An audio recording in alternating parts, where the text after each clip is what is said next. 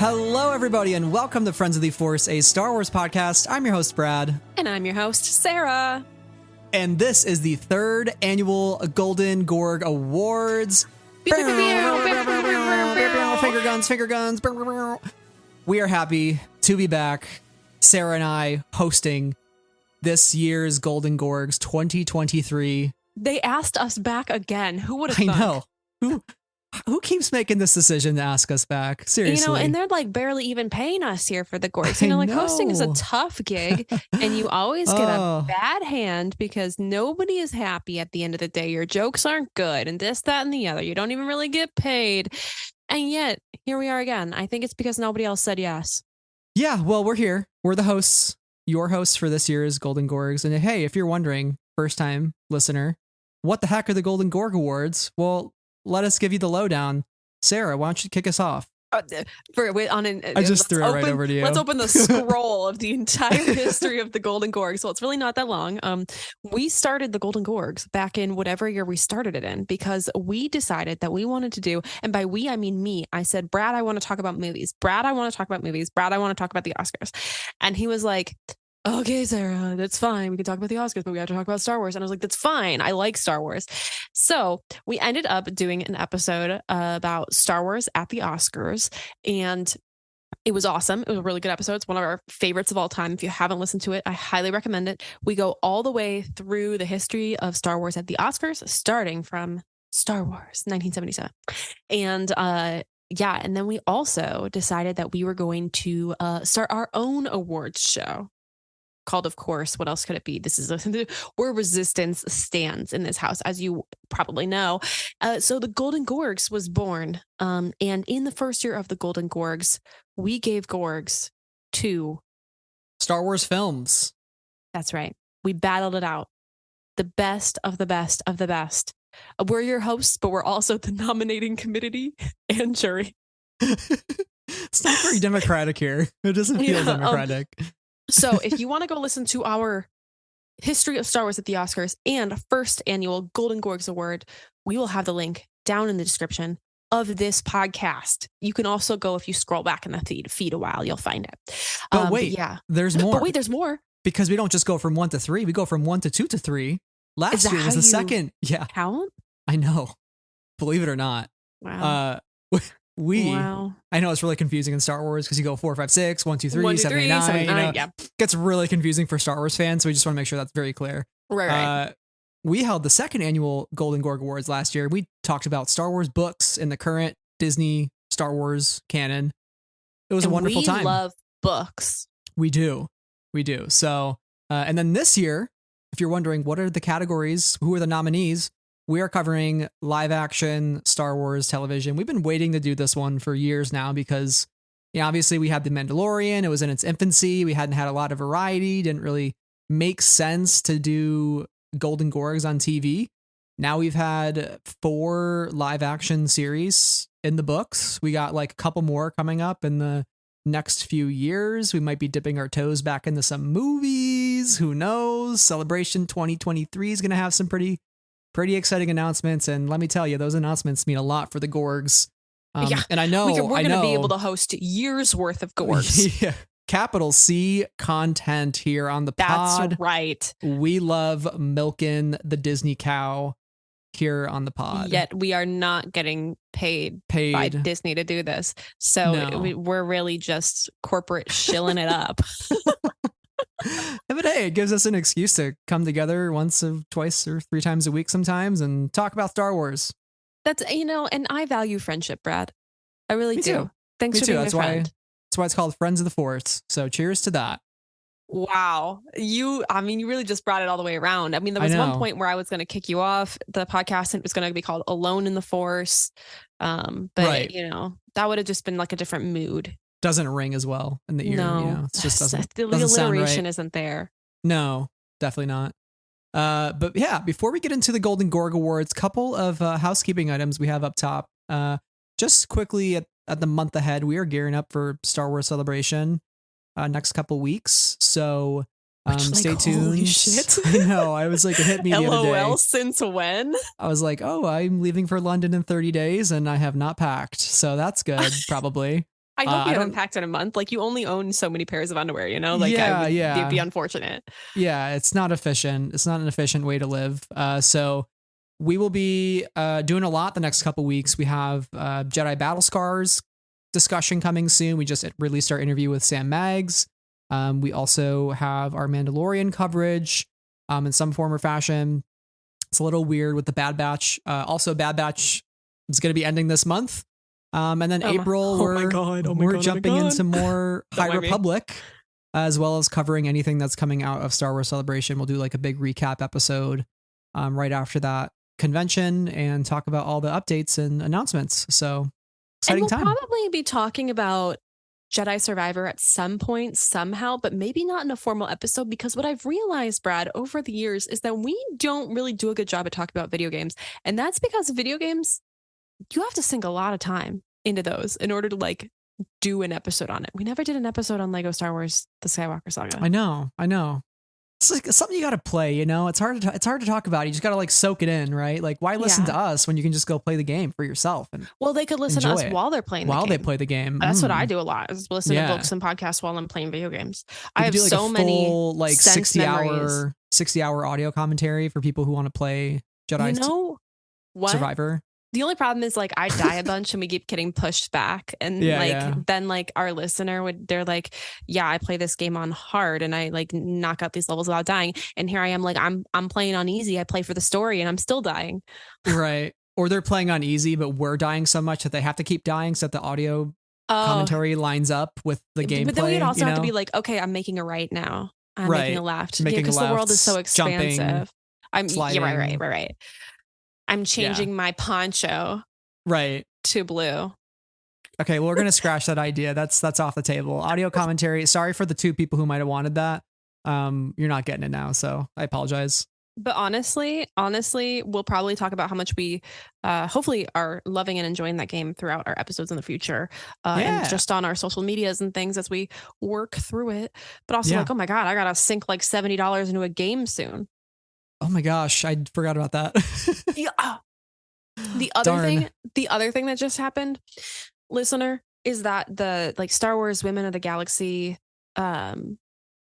merch line dropped on Shop Disney, and I was like, I don't need it. And then I like looked at the Loungefly travel bag one, and I was like, maybe I do need it. And I was like, where am I gonna take it? And that's $80, you know, like that's some cash. Like that's some cash. And I am going to see Yoongi in concert. I'm going to see Suga in concert. So like I need outfits, but I'm not going to wear the Star Wars bag, you know, to the BTS concert, you know? So this is, it's like, where am I spending my money right now? And also you got to save up for the next celebration, which I guess we didn't really mention here, but it was like kind of announced on like a StarWars.com blog. It was really said. Weird. It was said. Star Wars Celebration 2025 is the next one. So we got like a full 2 years after London. I'm assuming it'll be back in the States, but I know you're not going to London. I'll be the sole representative, but I'm excited to. Everybody be really nice to Brad and say hi to him. Please. And also just also be really sad that I'm not there. Yeah, because if I post like one of those photos, I'm like, hey, I'm under like, 3,200. Come meet Friends of the Force. And like I don't have Sarah there just to like, talk with if nobody shows up. It's going to suck. So say hello to me. They're all you're going to be really popular. If it were just me, everybody would be like, I don't know. Who is she? No. This podcast really took off when you got here. So stop. That's nonsense. You can't have the Golden Gorgs without one half of Friends of the Force. So that's true. I did bully him to do this sort of episode. So it's a good time. We enjoy it. We enjoy doing these. So I guess with that being said, let's do it. Let's finally do it. But wait. We have to set the scene. We have to set the scene. We have to set the scene. I was gonna say no awards show is anything without the dress. The fitting. Thank you. Okay. I was like, are we on the same page? I didn't know, right. Our brain cell was jumping back and forth, but like, I just wasn't 100% sure. So the fashion, it is the blue Gorgie carpet, I guess. Oh, wait. It's a blue carpet for the Golden Gorgs. Why isn't it a golden carpet? Yeah. I mean, we can change it up every year. Anyway, it's a carpet and we're walking the carpet in our fashion. Click, click, camera. Sarah, look over here. Sarah, look over here. Brad, look to your right. Look to your right. Brad, you look so great. Sarah, wow. Okay. Hosts with the most. What are you wearing to the Golden Gorgs this year, Brad? I am wearing a green 3-button-up Patagonia and some Roots sweatpants. That's, if we're going to the Gorgs together and we're hosting together, we want to be like on theme with our outfits. And I was going to say that I'm wearing a Mon Mothma style dress where I look stunning. The waist is tailored. I mean, there's not a single Hot Lamode. If he saw a belt, if Luke Mar saw a belt, if you know, then you know. Listener, do any of you watch Hot Lamode? Anyway, but Luke Mar, if he saw a belt on me on the red carpet, he would barf. Okay, he would be so upset. So I am not wearing a belt. We are having an impeccably tailored Mon Mothma-esque dress on. Let's do cape sleeves, not cap sleeves, cape sleeves, and floor length. Where I'm wearing a flat because I don't really like heels. And you can best bet that my hair looks gorgeous. Okay. Oh, I'm sure. Yeah. Thank you. I mean, impeccably styled. I took a very literal approach to that question. I'm pretty sure you have every year. I know. And that's just maybe on brand for me. And I'm also just, I'm ever since, especially like Jason Sudeikis, he did like at the Golden Globes in 2021, like he accepted his award on Zoom and he was just like wearing a hoodie. I'm like, I respect that. I really respect that. Tie-dye hoodie, winning an award. Good for you, man. But if I were to wear in themed in-universe costume, I would show up full-fledged Inquisitor regalia, just going full out. Sleek, black, shiny, pointed edges. Maybe has a lightsaber. Who knows? Don't mess with me. Don't ask, or you might find out. A little threatening, perhaps. They're not going to invite us back next year. It's going to be me hosting alone next year. Oh, well, you know what? Darn. Guess I won't have to do all that podcast prep. You're like, thank God, I won't have to edit it. Goodbye, Sarah. Like, well, we hope we set the scene for you, listener, because again, this is a big, primetime, expensive, multi-million-dollar event. Again, we are in a galaxy far, far away. Tonight, the Golden Gorgs. We hope you're ready. With you, the listener. Yes. How the Golden Gorgs works, in case you're wondering. So, we've been doing it this way since we started it. So Sarah and I each decided on categories that we wanted to discuss during the night. We come up with our nominations separately.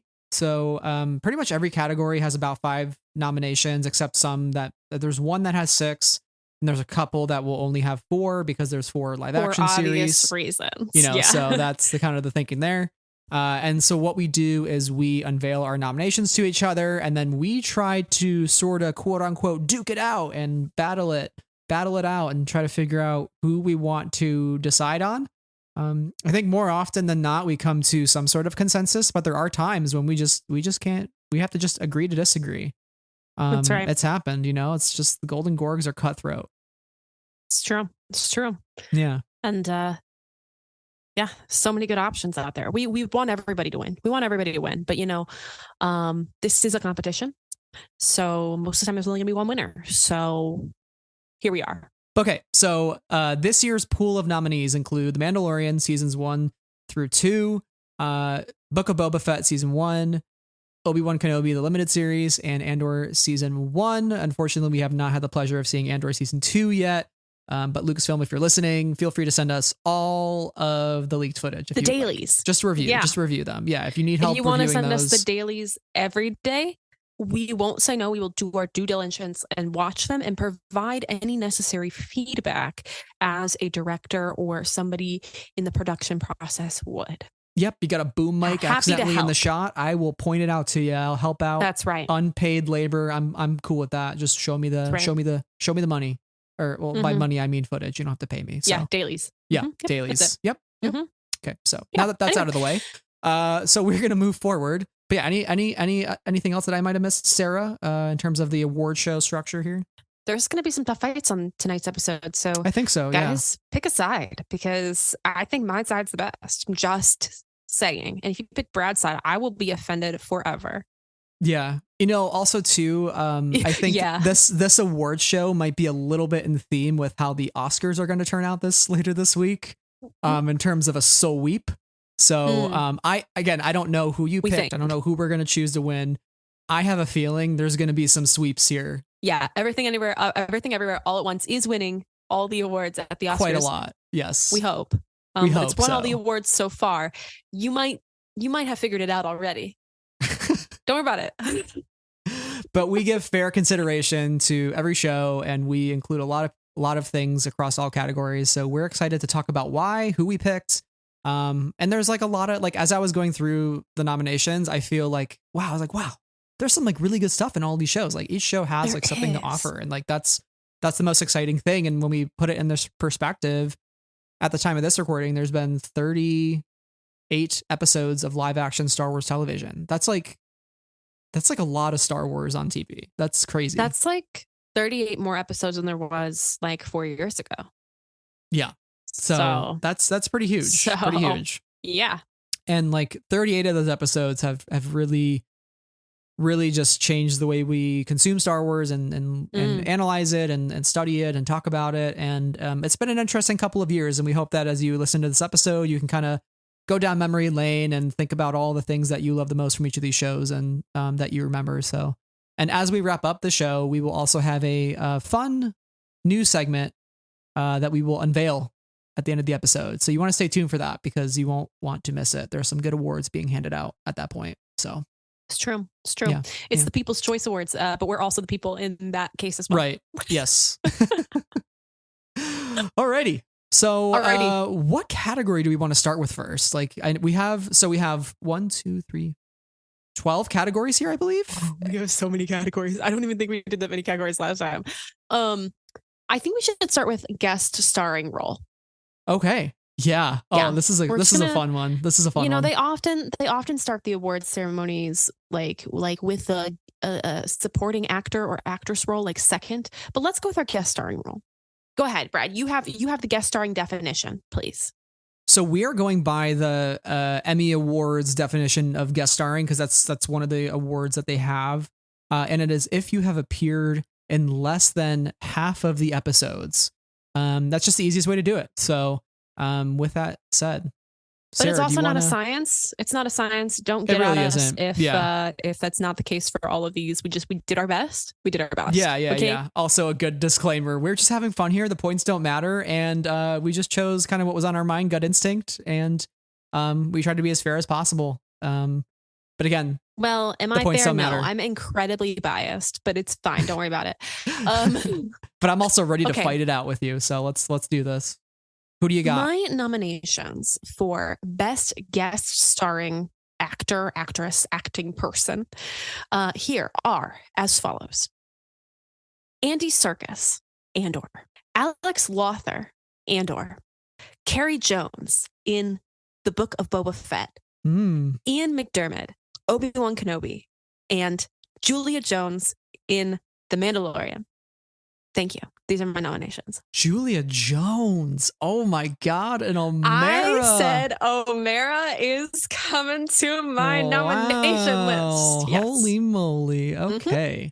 Man, those are some good choices. Obviously, you got to include Carrie Jones because you're a big Black Kursant stan. Obviously, as we all know, you've been a listener of the show. Kerstanton. As you have a Black Kursantan plushie on your shelf behind you. So like truly committed. And Funko Pop. That's also true. Yeah. T-shirt. You're not a known Funko Pop owner, so like that's a pretty big deal for you to own that. All right, so my choices for best guest starring role is Amy Sedaris as Peli Motto in The Mandalorian, Andy Serkis as Kino Loy in Andor, Bonnie Peace as Aunt Beru in Obi-Wan Kenobi, Giancarlo Esposito as Moff Gideon in The Mandalorian, and Timothy Olyphant as Cobb Vanth in The Mandalorian. Gosh. Oh, you've got good ones. But we are already playing a game of category fraud here. Yeah. We'll talk about it later, but yeah, don't worry about it. So we really only have one. We have one. Ian McDermott. Oh, that's right, because he showed up in Kenobi. Oh my god. You did, and I was like, yes. Oh man. Okay. Yeah, that was good. That was a good time. There's an obvious answer here, and it's the one that overlaps. I would agree with that. But I just would like to, while we're here, I did not include Giancarlo Esposito on my list, and that was an oversight in my opinion, because he is so excellent as Moff Gideon in The Mandalorian. He is scary and calculating, and I respect the hell out of that performance. Seriously, so good. And also, too, he actually snagged the Emmy nomination for guest starring role for season 2 as well, like IRL. Did he? Yeah. So congrats to Giancarlo Esposito for also getting a Golden Gorg nomination. I know that's a really big honor. Yeah. Giancarlo, if you want to come on the podcast just to give a thank you, just to get nominated, we certainly have time to air the message. Yeah. Just feel free to DM us, wherever's convenient for you. But yeah, he's so good in The Mandalorian. I can't believe that. Like, I'm a Better Call Saul Breaking Bad fan. Mm-hmm. So like to have him in the Star Wars universe and potentially in season 3, we know he's in prison under New Republic jurisdiction at this point. So I'm curious to see what role he might have to play in the future. Be interesting. We haven't seen the last of Moff Gideon, that's for sure. There's no way, there's no way. You don't just bring a powerhouse like that and get rid of him, Right. You'd think. I also want to take a moment to highlight the excellent work of Alex Lothar as Nemik in Andor. Nemik as a character is such a good one. And it's, there's so much great writing for Nemik, but the way that Alex Lothar brings him to life so carefully and with a lot of nuance and a lot of conviction. And I did, and was ultimately really thrilled and surprised, I guess is where I'm going, with the way that his story all tied together. And when we get like the monologue of him like reading the manifesto at the end of the series, just excellent work in that moment. So yes, I would like to also highlight his really compelling, excellent work. One of the greatest additions to the Star Wars Rebellion time period, I think, is Nemik, because I think he's gonna play an even larger role for Cassian, and really the impetus for Cassian to become who he is to defeat the Empire. So Nemik's like a kind of unsung hero of Star Wars, honestly. And Alex Lothar just giving such a performance to convey that is just great. Also, another shout out to Bonnie Peace. Coming back to Star Wars after 20 some years to play Aunt Beru again is like kind of a huge deal. So, obviously the prequels left somewhat of like a weird taste in the like pop culture mouth, unfairly so. I'm happy that they were able to come back and see that there is such a love for the prequel trilogy still. Like, we have always been here. The prequel kids have always been here loving these movies. So yeah, and the prequel kids are adults with buying power now. Yeah. Yes. So great vindication for prequel cast members, but I love that. And then also shout out to Timothy Olyphant as Cobb Vanth, because like, daddy ? What more needs to be said? Really? Yeah. Come on. Yeah. While we're here, we already did talk about a little bit about Carrie Jones, but mostly about Chrysanthemum. But I just want to talk about Carrie Jones's physicality as Chrysanthemum. He brings that character to life with such a presence, and also like his eyes in that makeup, in the Chrysanthemum suit. He does such an incredible job of portraying the strength and fierceness of Chrysanthemum. I'm a big fan. But also, I'm here to talk about Julia Jones and how she is a great as Omera. Bring back Omera. Love you, Omera. Would do anything for Omera. She brings such a softness to Din and to that story really early on in it. And I just think that that's a really standout performance and a character that I would love to see come back. Oh, totally. Yeah. I'm a firm believer that Din Djarin should settle down on Sorgan. With Omera and Grogu. Yes. Long term. Yes. Yep. Let them live a nice life, All right. Do we have anything more to say before we hand this award to one icon here. This is a really easy choice. Unfortunately, because these are all great choices, but you want to kick us off or give us the honor Golden here? Gorg, without further ado, goes to Andy Serkis as Kino Loy in Andor. Yay! Yay! Congrats. Now, I've been an Andy Serkis stan for a long time, honestly. The Planet of the Apes trilogy, Lord of the Rings, of course, the Planet of the Apes trilogy, I live for those movies, okay? Him as Caesar, incredible work. Him as Snoke, we have to stan. He's so menacing. His delivery as Snoke in specifically The Last Jedi with his monologues, chef's kiss, so good. So good. But for him to come back in this show as himself, as Kino Loy, this pivotal character who shows up for 3 episodes and can't swim. Brilliant stuff. So thrilled about it. Yeah, Andy Serkis, like, who would have thought he would be back in Star Wars after playing Snoke, right? Because I would just figure, okay, they use him for Snoke, he's done with the franchise, so be it. But to come back and play a face character, like, wow. Again, we talk about characters who are defining for Cassian, and Cassian being the person that he is and what he does for the rebellion. Like, the rebellion survives because of people like Kino Loy, and like, who better to just portray that than Andy Serkis with just some incredible monologuing too, and One Way Out. So like, just so brilliant, so damn brilliant. And like, he is just such a, he just gives us like so many like emotions when he speaks. He's just able to act because he's had to overact so much, right, with the mocap. So for him to just like be a natural performer is like so easy, I think, for him. Yeah. Anyway, we have to stan. We do stan. Yeah. Andy Serkis as Kino Loy in Andor. Yes. All right. Where are we going next, Brad? Okay. Well, Sarah, I think we should move on to our music categories here. We have 2 with some pretty obvious nominations because they just correspond to the 4 shows that we've gotten. So first up is Best Original Score. We have Nicholas Britell for Andor, Joseph Shirley for The Book of Boba Fett, Ludwig Göransson for The Mandalorian, and Natalie Holt for Obi-Wan Kenobi. And some great choices here. Natalie Holt being the first woman to compose a Star Wars score.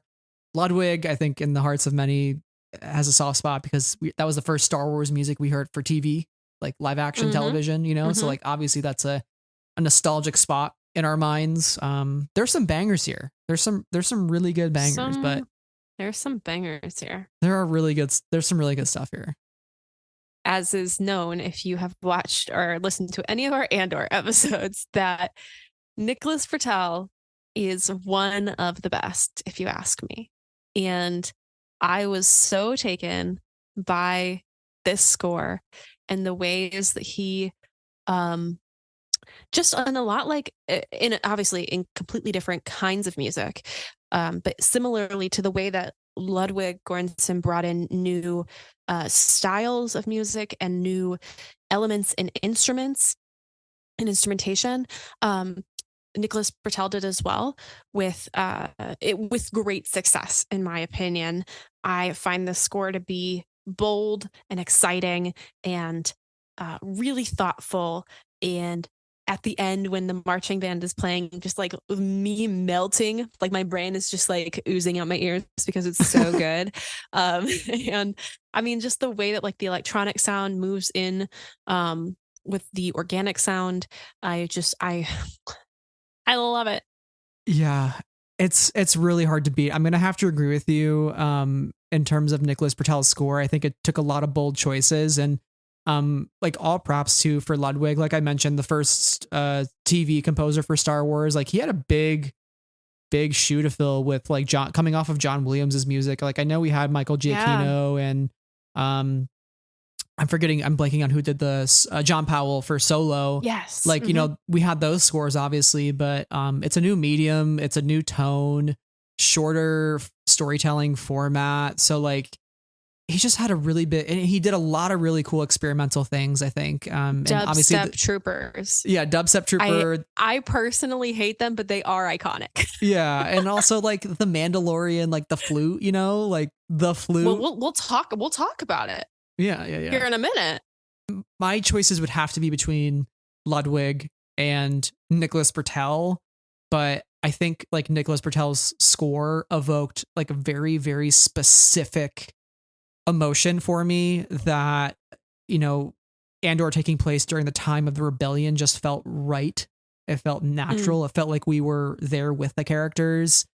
The drums, Pilgrim, past, present, sweet. Do you know how many times I've listened to past, present, sweet since October? It's like going to be my number one on Apple Music Wrapped like every year. Like I'll just be like chilling. I'll be like, I'm going to listen to it for like 5 minutes. Namos mix? Yeah. In so all good. of its various forms. I mean, that was worth stroke of genius. The Rebellion suite, like at the end of the season, like when the credits roll. I mean that's right up there with the Hope suite. That's like epic shit right there. Don't get me in on the Hope suite. I will literally cry on this episode over the Hope suite. No, I think this is it. And I think you and I have such a love for the music of Star Wars, and music plays such an integral role into how we feel about Star Wars. And the one thing that I think I said to Nicholas when we had the opportunity to interview him, which is still like a Super Bowl moment for me, like absolutely insane. But I was like, the music feels like it is flowing through the characters before it gets to my ears. That the music is not for me, the music is for the character, and I just happen to be hearing it along with them. Right. And I think he just has a brilliant talent for that, and a brilliant talent for shaping music in a way that feels like that. So yeah. All right. Well, with that being said, our second Gorg of the night goes to Nicholas Bertel for his score for Andor. Snaps all around Nicholas Bertel. And as Sarah mentioned, we did have the chance to interview him for a roundtable back a couple months ago. So go check out that episode. So many great things. The man is brilliant. And I hope he gets an Emmy nomination too. Like seriously, he deserves it. So absolutely. Okay. So that leads us to best original theme music. So Sarah, you want to read off these ones? This category is so difficult.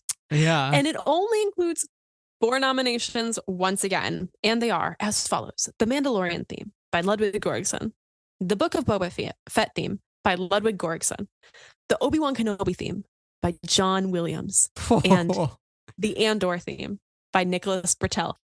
Did you know I'm seeing John Williams this month? Oh man, I forgot about that. I'm so excited for you. And I'm also very jealous. Who would have thought a John Williams nomination would appear back in the Gorgs for like however many times, you know? Last appearance 2021. Welcome back to the Gorgs, Johnny. Yeah.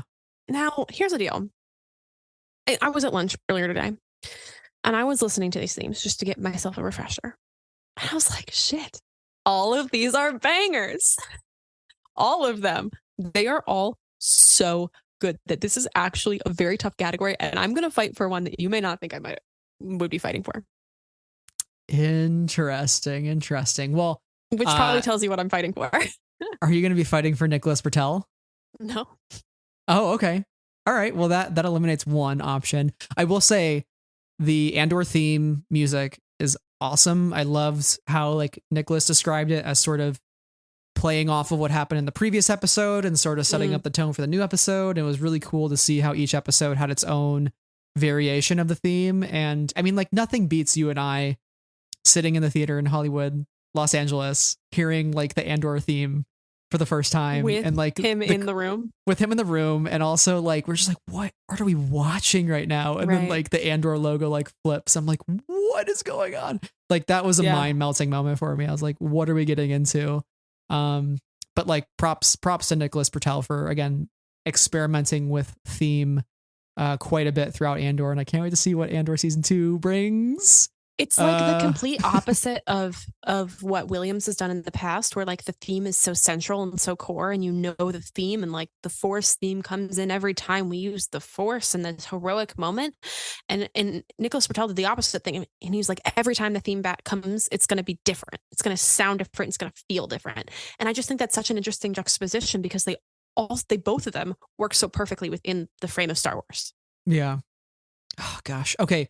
Which one are you thinking of fighting for? Because you seem like you have a very stern direction that you wanna take. I do, and it is Dum da dum dum da dum dum dum dum dum. It is the Book of Bold Boba Fett theme. choice. It is. But here's the thing. When I listened to that song for the first time, my mind was blown. My jaw was on the floor. It was doing things, and this is, I think, one of those things that Ludwig Göransson does so well, which is put together styles, instruments, kinds of music that you would never expect to work. This has like the kind of chant element to it. This has the horns, it has the electronic music, and it has the strings as well. And you would never in a million years put them together in the way that Ludwig Göransson did. And he did, and I am obsessed with it. And I am talking about the initial theme and not the Boba Fett one, because I think that one is silly. Okay, I think that's silly and dumb. But the like the original theme up until the very last episode, I think is iconic and amazing, and that is the one I am voting for on this episode. Although Obi-Wan Kenobi theme is stunning and gorgeous and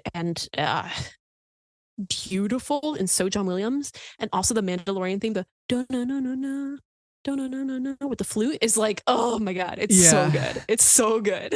Yeah, the first time hearing that Mandalorian theme song in November 2019, like staying up till 3 a.m. to watch Disney Plus, I was like I was transported, like hearing that music. I was like, what is going on? And I know a lot of people had such strong feelings about that Mando theme originally. They were like, this is really weird. It is doesn't weird. Sound like Star Wars. It doesn't. And I'm like, oh, that's the point. It's amazing. Like, yeah.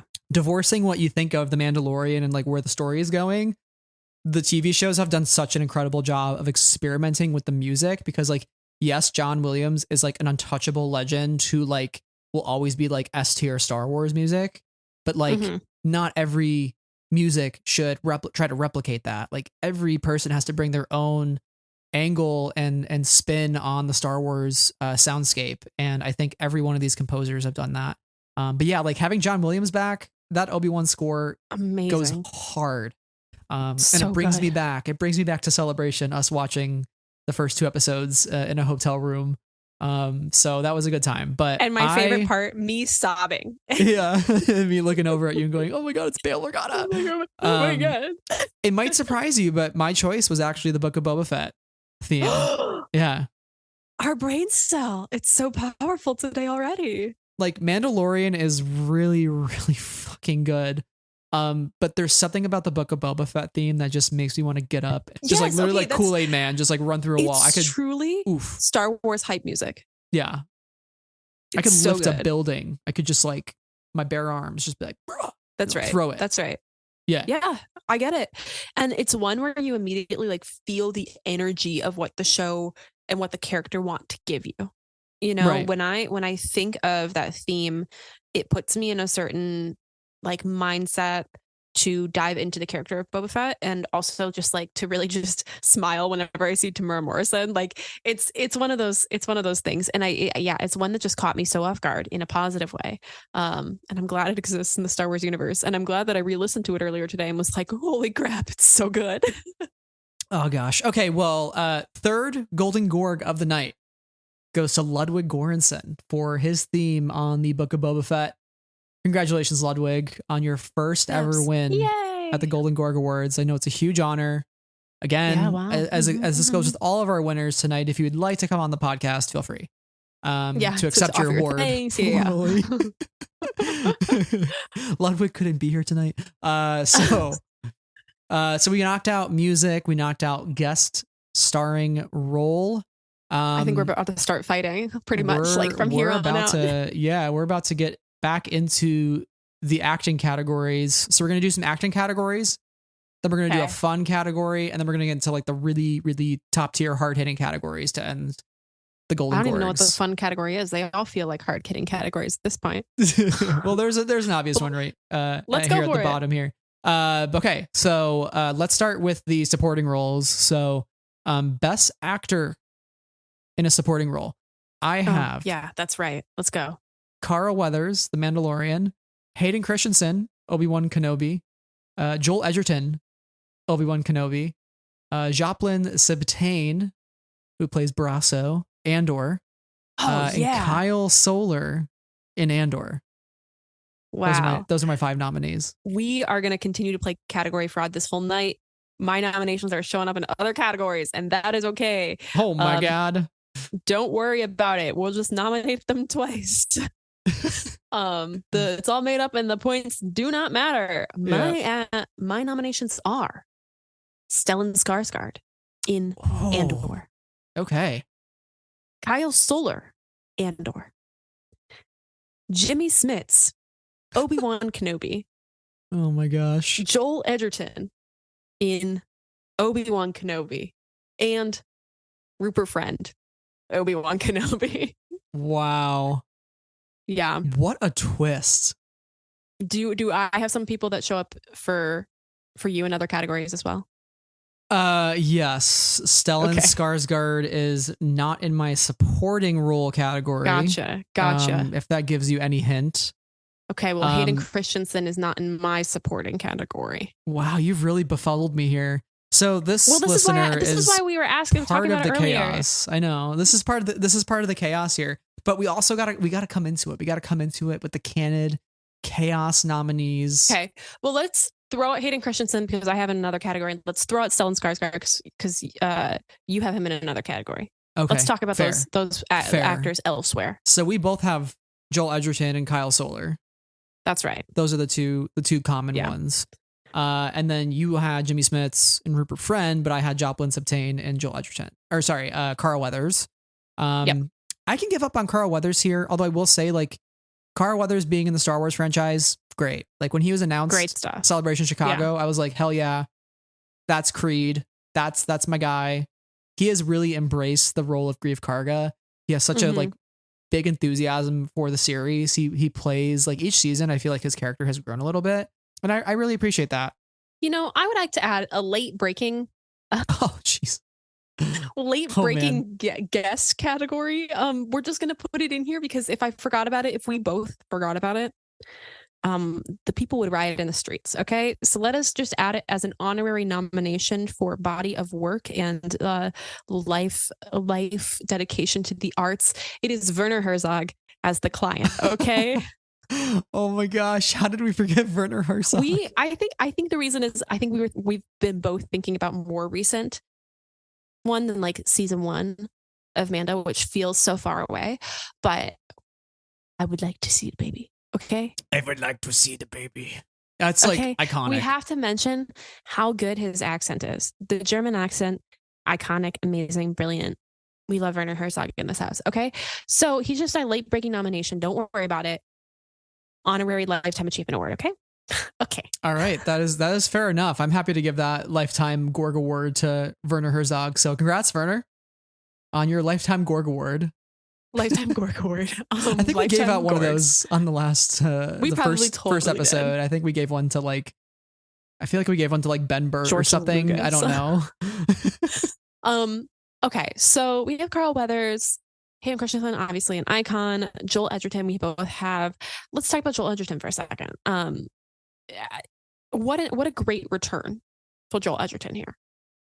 He plays the role, I think, with such character. You can definitely see the aging of the character, and you feel it that he is between, the young man that we saw in the prequels and where we see him in the original Star Wars. I really enjoyed his performance here. Yeah, I mean, when we heard the "Like You Trained His Father" in the trailer, I was like, "Oh shit, Owen's giving a capital P performance in the series." I'm excited. I'm ready for some Owen Lars. He showed up. Like, I was really impressed with his performance. I think I included him in the supporting, obviously, rather than how Bonnie Peace was in guest starring, because I believe he was in a couple more episodes than Bonnie. But I think he was a welcome presence in the series, and also just the way the series ended was so beautiful, and you can see the way that Owen's like perception and maybe his attitude toward Obi-Wan changes throughout the series, like especially by that final episode. And you want to meet him, like, oh gosh, like teared me up so bad. And I was like, oh my God, this is great. It's character development. I love this. Great character. 2022 was a good year for the return of some greats. Jimmy Smits is where we're headed next. That's the transition. Yeah. An icon, a legend, my dad. Just the best ever. Jimmy Smits is Wheeler Ghana. Get your paycheck. Jimmy Smits, please be in everything. Jimmy Smits. Did I cry? Yes. Am I still emo city that I wasn't there at the premiere because Jimmy Smits was there and nobody told me until I had to figure it out from the internet? Yes. Yes, he is the moment. I am such a fan. I think his performance is so heartwarming with Vivian Lyra Blair. I think that he is so good. And sorry if he belongs in another category. I don't care. Well, how about this? Can I bargain with you here for a second? Are you fighting for Jimmy Smits? Nope. Okay, I was gonna say let's save Jimmy Smits a Golden Gorg. We're gonna okay. Table that.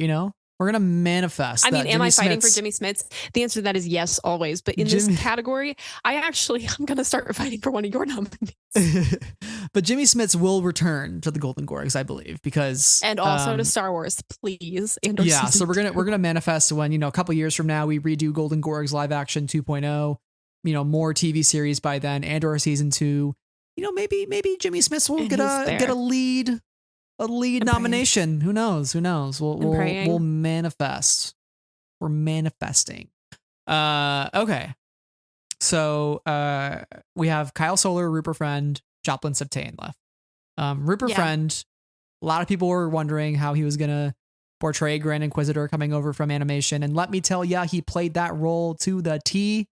Hello, come on. The vocal delivery, is so absurd and so good. So sassy, perfection. But are you going to be fighting for Rupert Friend? I am fighting for both Kyle Soller and Joplin Siptane. You're going for a tie? Well, I'm not necessarily going for a tie. I'm just putting my vote in for both of them because I think that the character of Brasso is somebody that we did not expect to be the character that he turned out to be. And it comes down to this really complexly drawn, thoughtful performance from Siptane and this really wonderful portrayal and the heartwarming moment that he has with Diego Luna in one of the later episodes, and he returns to Rick's Road, and what's the planet name? Ferrix. Yeah, Ferrix. Is Ferrix? I was putting that somewhere else in my brain. I was like, it's not Ferrix, is it? When he returns to Ferrix and they're in the gutter and he's talking about, Marva and her last wishes for him and all that stuff. And it's heartbreaking. It's a beautiful, beautiful delivery and a beautiful performance. And I think Brasso being somebody who has to be that, that pillar for Ferrix when they lose Marva. I love him. I love him in the role. It's really good. I will say though, I'm leaning towards Kyle Soller. Joplin Siptane is amazing in the series, but Kyle Soller, and we've talked about Kyle so much on the podcast. Cyril Karn. It's because he's our pathetic boy that we want to keep in our pocket because he's our pathetic boy. He is a loser. He's the worst. Is the most awful human being in the galaxy, but we love him because Kyle Soller plays him with such a specificity that only Kyle Soller could have achieved. It's this guy who is so hellbent on following the law and order and maintaining that and trying to aspire to be something that he is truly at his core not. You think you're that guy who can walk in the employee room when they're eating their blue noodles and be like, find him, let's get going, come on, how he's barking orders in the first couple episodes. Mm-hmm. He thinks he's that guy. He thinks he can have that big man ego to boss everybody around. It's not until the Empire comes crushing down on his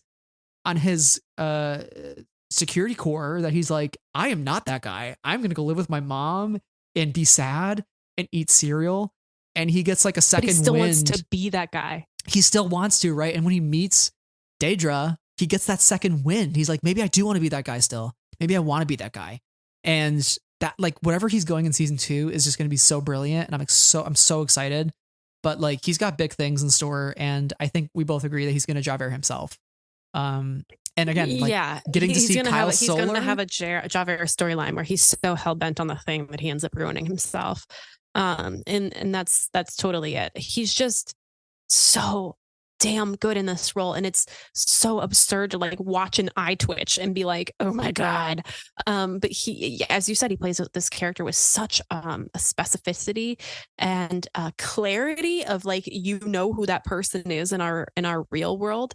And you can also, he's such an easy, you know, he plays the role so well because he is so easy to laugh at, and not in a comedy sort of way. Right. You're laughing at the character because of his conviction and how pathetic his conviction is, rather than him playing it funny. And I think that's like the real strength of his acting, because you could make this character like a funny loser, like a loser that you like to laugh at because they just like make gaffes all the time. You know what I'm saying? But you're not laughing at him because of that. You're laughing at him because he's so hell-bent on this, and you can feel like the drive coming out of his eyes, like as he's on this quest, and you're just like, you're on the wrong path, buddy. I mean, just look at episode 3 when he gives that big speech to his crew, and they're just all silent, and they're like, he doesn't like riled anybody up, like he doesn't inspire that ferocity that they need, you know. He's just like such a fool, playing a fool's game. And I can't wait to see not just like Cyril deal with that consequence, but specifically Kyle Soller playing Cyril Karn dealing with those consequences. And we are going to get the performance of a lifetime in season 2. And that's why I would like to give the Golden Gorg to Kyle Soller. Would you agree with that assessment? Absolutely. Okay. Well, there we go. We got another one. These are pretty. Why are we not fighting? These are too easy. We gotta start fighting. Brain cells activating too hard. Golden Gorg synergy machine is in full force. Kyle Soller, you are our next winner of the night. Congratulations on your Golden Gorg Award. If you'd like to come on the podcast, we'd love to talk to you. Talk about your beard. You know, you got a great beard. It's so good. One of the best. One of the best. Yep. That's all I have to say about Kyle Soller. I was all I have to say. I think that we should move on to our best actress in a supporting role category. Perfect. I'm going to start with my nominations this time. You're going to notice one because I'm playing category fraud tonight. My nominees are Jennifer Beals in The Book of Boba Fett, Simone Kessel in Obi-Wan Kenobi, Fiona Shaw in Andor, Faye Marsay in Andor, and Bonnie Peace in Obi-Wan Kenobi. Damn it. Okay, there's the Bonnie Peace nomination. With a strong, honest to goodness honorable mention to Indira Varma. Okay, so my best actress in a supporting role nominees are Adria Arjona for Andor, Faye Marsay for Andor, Fiona Shaw for Andor, Indira Varma for Obi-Wan Kenobi, and Katie Sackhoff for The Mandalorian. We're not going to fight again, are we? We're not fighting again, are we? I don't think we're going to fight again. This is really... Okay. Listener. I know what you're thinking. Is this just Brad and Sarah's excuse to just sandbag Andor's reputation, just make it even better than it needs to be already? By giving it 12 awards? That's not what this was intended to be. That's just where it happened to go. But it's the Everything Everywhere All at Once. Again, we're fitting with the theme of the year. The Oscars are this week. Right. And I can tell you who's going to earn this award. You want to say it with me on the count of 3? Yes, but then we have to talk about a couple of Well, yes, we will. Ladies. Okay. 1, 2, 3. Fiona Shaw. Andor. Congratulations, Andor. Fiona Shaw. I mean, how can we give it to anybody else? I know. I'm sorry. You really can't. Incredible. She's incredible. Her doing her own eulogy, her final speech is just one of the most rousing, exciting things in a Star Wars. She is strong and brilliant and just incredible work from Fiona Shaw. That's just love. Like, come on. Like, she is the moment. I mean, Marva inspired rebellion on Ferrix. So damn good. But while we're talking about Andor, let's talk about the women of Andor here. You had Faye Marsay nominated. All amazing. I had Adria Arjona as well. I think just the women of Andor are incredible. I think we got so many standout performances. Literally every single one of them, even those that we didn't nominate in this category. Verada Sethu, we didn't nominate her. But she was also incredible as Cinta. Like, we had just such great performances across so many people. And Like, I think Faye Marseille was a surprise for me as well. I just didn't know she was going to be a part of the show. We saw her in Game of Thrones for a little bit. She's awesome. I can't wait to see more Vel in season 2. We also Cinta, have to highlight Elizabeth Dulau as Clea. Like, another really great restrained performance that has a couple of moments that are just like, holy moly. Yes. Catherine Hunter as Edie Karn. There's just so many good performances. So good. I could nominate them all. Yes. So I think there's no denying, if we could give like an ensemble award, it would just go to the women of Andor. I know. Yeah. You know what? Great. Let's do it. Let's do it. Today's honorary points don't matter. Golden Gorg for best ensemble goes specifically, sorry to the men of Andor, they're also great, but specifically to the women of Andor. Come collect your trophy. Snap, snap, snap, snap, snap. Like, just like so many incredible women in this series who are who are able to play, because of the strong writing as well, these really complex, layered performances where they're getting to show their best work. So shout out to everybody involved in making those characters come to life, but just to these actors for really bringing them to the forefront. Yeah. Indira Varma, Obi-Wan Kenobi, great part there as well. I'll be forever mad about that. Yeah. Very, very upset that she came and went far too soon, but Indira coming over along with Pedro Pascal from Game of Thrones. So it was great to get more alum from there. As well as Faye Marseille. There's been a lot of the Game of Thrones to Star Wars pipeline. Also, the guy who plays the one Imperial in the ISB, like the main guy, he's from Game of Thrones as well. We get some of our greatest performances from Game of Thrones, believe it or not. It's because everybody and their mom was in Game of Thrones, just like how everybody and their mom is in Marvel right now. Yeah. That's just the revolving door of content and pop culture right now. Content. Indira Varma's great. Katie Sackhoff, she's been in a couple episodes of The Mandalorian, but so far I've really loved her live action portrayal of Bo-Katan. And I'm glad they changed her wig for season 3 because it was not the vibe for season 2. So she looks great. She looks great in season 3. It's got me feeling all sorts of things, unfortunately. And I hope that doesn't awaken anything in me this season. So we'll see. But time will tell. Time will tell. Katie Sackhoff's great. I'm here to talk about Jennifer Beals and Simone Kessel for a second, because I mean, if Fiona wasn't such like an obvious runaway choice, I would fight really hard for Simone Kessel as Brea Organa. Now, we're going to go back to the point about me crying earlier, and we'll talk about it again in a little bit, but I feel so strongly about the Organas and about the generous spirit of this family and about the love and the kindness that this family has. And Simone Kessel, I think, just does a great job as a recast of this role. Another actress played her kind of for those moments in episode 3, bringing this role to life, giving her such dimension and gorgeous outfits. And I am just so taken with her performance, and I love her so much and will do anything for Brea Organa. And Jennifer Beals, I mean, how could you say no to Garsa Fwip? She's hot. She's an icon. She's powerful. Okay. They did Garsa Fwip dirty. Let me tell you. I was so mad about that. So upset. I'm still mad about it. And Jennifer Beals, they should be in the shows all the freaking time. They're so good. And Jennifer Beals is literal toast. You had a staple of Tatooine that could just be on that planet forever, and like all Star Wars live action, like just popping in cameos like of Garsa Fwip wherever you want them, and you just, just like flick her hand, and then like the music would start playing again. Yeah. Max Rebo, Figuring Dan, and then Frugal Nudes. I don't know. I totally said the wrong thing. Anyway, there, but I'm mad about it. I'm mad about it. She's amazing and like is doing so much with so little in that show. And I just love like the way that she like is using her face to like give this sassy energy of Garsa Fwip. I'm such a fan. Hit it, Max. Hit it, Max. Yeah. Gosh, so good. So good.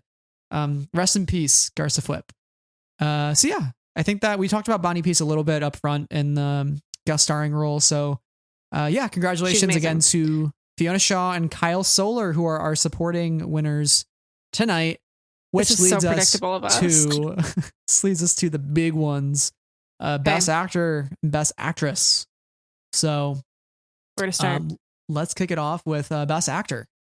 So we just are coming off of the best actress and supporting role. Okay, I'm actually going to flip this around at you. Let's do best actress, because at the end of the day, our series leads in all of these shows, for better or for worse, are the men of these shows. So let's talk about like the very leading characters, because I mean our nominations are going to be pretty obvious here in a second for best actor. So let's add some spice with the best actress category, because I think there's some good ones here. And I know who I'm fighting for. Okay. So you keep saying who you're going to fight for, but I feel like it's not actually going to be a fight, because again, actually this one might be a fight. It's an Andor sweep. This one might be a fight. Okay. Best actress, I have Vivian Lyra Blair in Obi-Wan Kenobi, Genevieve O'Reilly in Andor, Denise Goff in Andor, Moses Ingram in Obi-Wan Kenobi, and Ming-Na Wen in the Book of Boba Fett. We have all the same nominees. We have every single one is the same. Good. There need to be more women in Star Wars. First one of tonight. I'm not counting the music because we had no choice. It's literally both. They're so good, and there need to be more women in Star Wars. Yeah. Yes. In leading roles. Those two things happening simultaneously, because they're like, it's just like, gosh, I wish there were more, and hopefully like a show like The Acolyte will change that, because The Acolyte thus far seems like extremely diverse. It's women led, both in front of the camera and behind the camera. So like full confidence in Leslie Headland to just create a stellar series. And also High Republic's our shit. We're going to love that. We're going to eat that stuff up. Also, for days. There's a new Wookiee in the show. Don't look at me, guys. Don't look at me. You're paying attention to the photos I've circulated online. We won't say much more than that, but I'm sorry. I can't. Although saying there's going to be a Wookiee in Star Wars is, that's pretty obvious. But honestly, I just can't remove that singular image from my brain. Like I glanced at it once and I was like, that's it. Tattoo it on my forehead. Into your mind until you see the Acolyte. Sorry about that for anybody who might be avoiding that. I won't tell you anything more. Anyway. Spoiler alert, there's going to be a Wookiee in the Acolyte. That's right. Honestly, it might be a bit part that like walks behind, like might be an extra, like walks behind at one point, Probably. Okay. So yeah. Oh, Jesus Christ. We're not going to fight on this one, are we? Brad is we're guys, I have to tell you, this is behind the scenes stuff. We're copying over our nominations into our group Google Doc, and Brad has the ones that he's fighting for in bold underline. And I don't. I made a boo-boo. So I was like, I'm going to fight for this one person. And that's the exact same person who Brad has highlighted and underlined. Oh, no. Well, there goes the shock value of this here episode we got going. Well, let's continue. We're keeping that in, because that's just... Maybe, guys, maybe this is it's a learning moment. Maybe give this to two people. Since we're not going to fight over it, maybe we just decide to not fight over it twice in this category. Okay. Well, let's talk about some actresses that we loved here. As Bonnick fans, of course, naturally, Ming-Na Wen is a great addition as Fennec Shand. She's cool. She's calculating. She's a badass.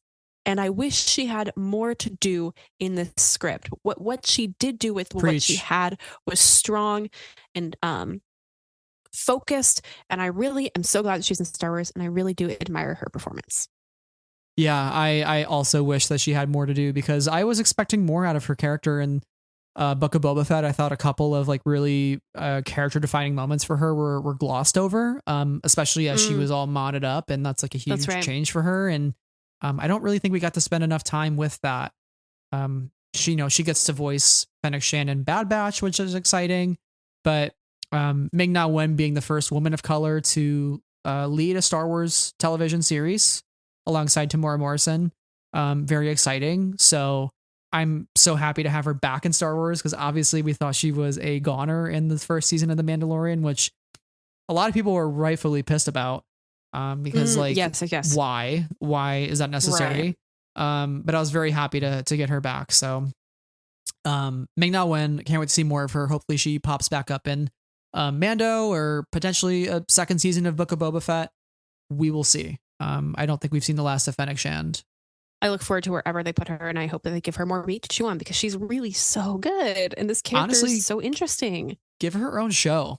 Ming-Na can lead a series. Why not? I mean, she can totally. She's a star. Like for real, for real.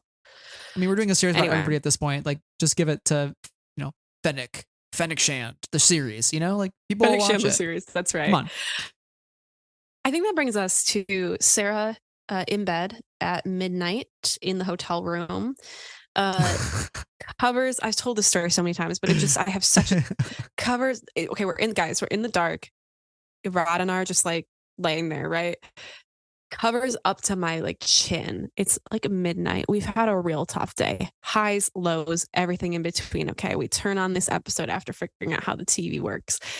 Vivian Lyra Blair as little Leia walks onto the scene, and I start ugly crying. It's so gross. It's so loud. And I am saying audibly to Brad, I just love her so much. I love her so much. Like immediately, without a second thought, I was like, this is it. This is my girl. I would do anything for her. She reminded me, Vivian's performance is so perfect. She's so spunky and fun and captures brilliantly the same thing that Carrie captured, which is the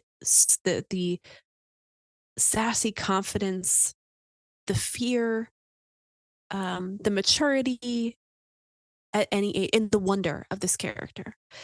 And I just thought she did a genuinely brilliant job. And when we got to meet her at C2E2, and she was the cutest little thing in the whole world. And I was just like, hey girl, your dress is so cute, because it was. And she was like, thank you. But honestly, she knocked this role out of the park. And I am so glad that we have her in the Star Wars universe, and nobody better ever say a mean thing to her in her entire life. If I hear anybody saying a mean thing, Vivian Lyra Blair, I'm coming after it. This is nonsense. Facts. We're not bullying. We are not bullying the child in any way, shape, or form about anything. Like, she's perfect. She's a perfect queen. I am obsessed with her performance as little Leia. She's perfect. She's perfect. Thank you.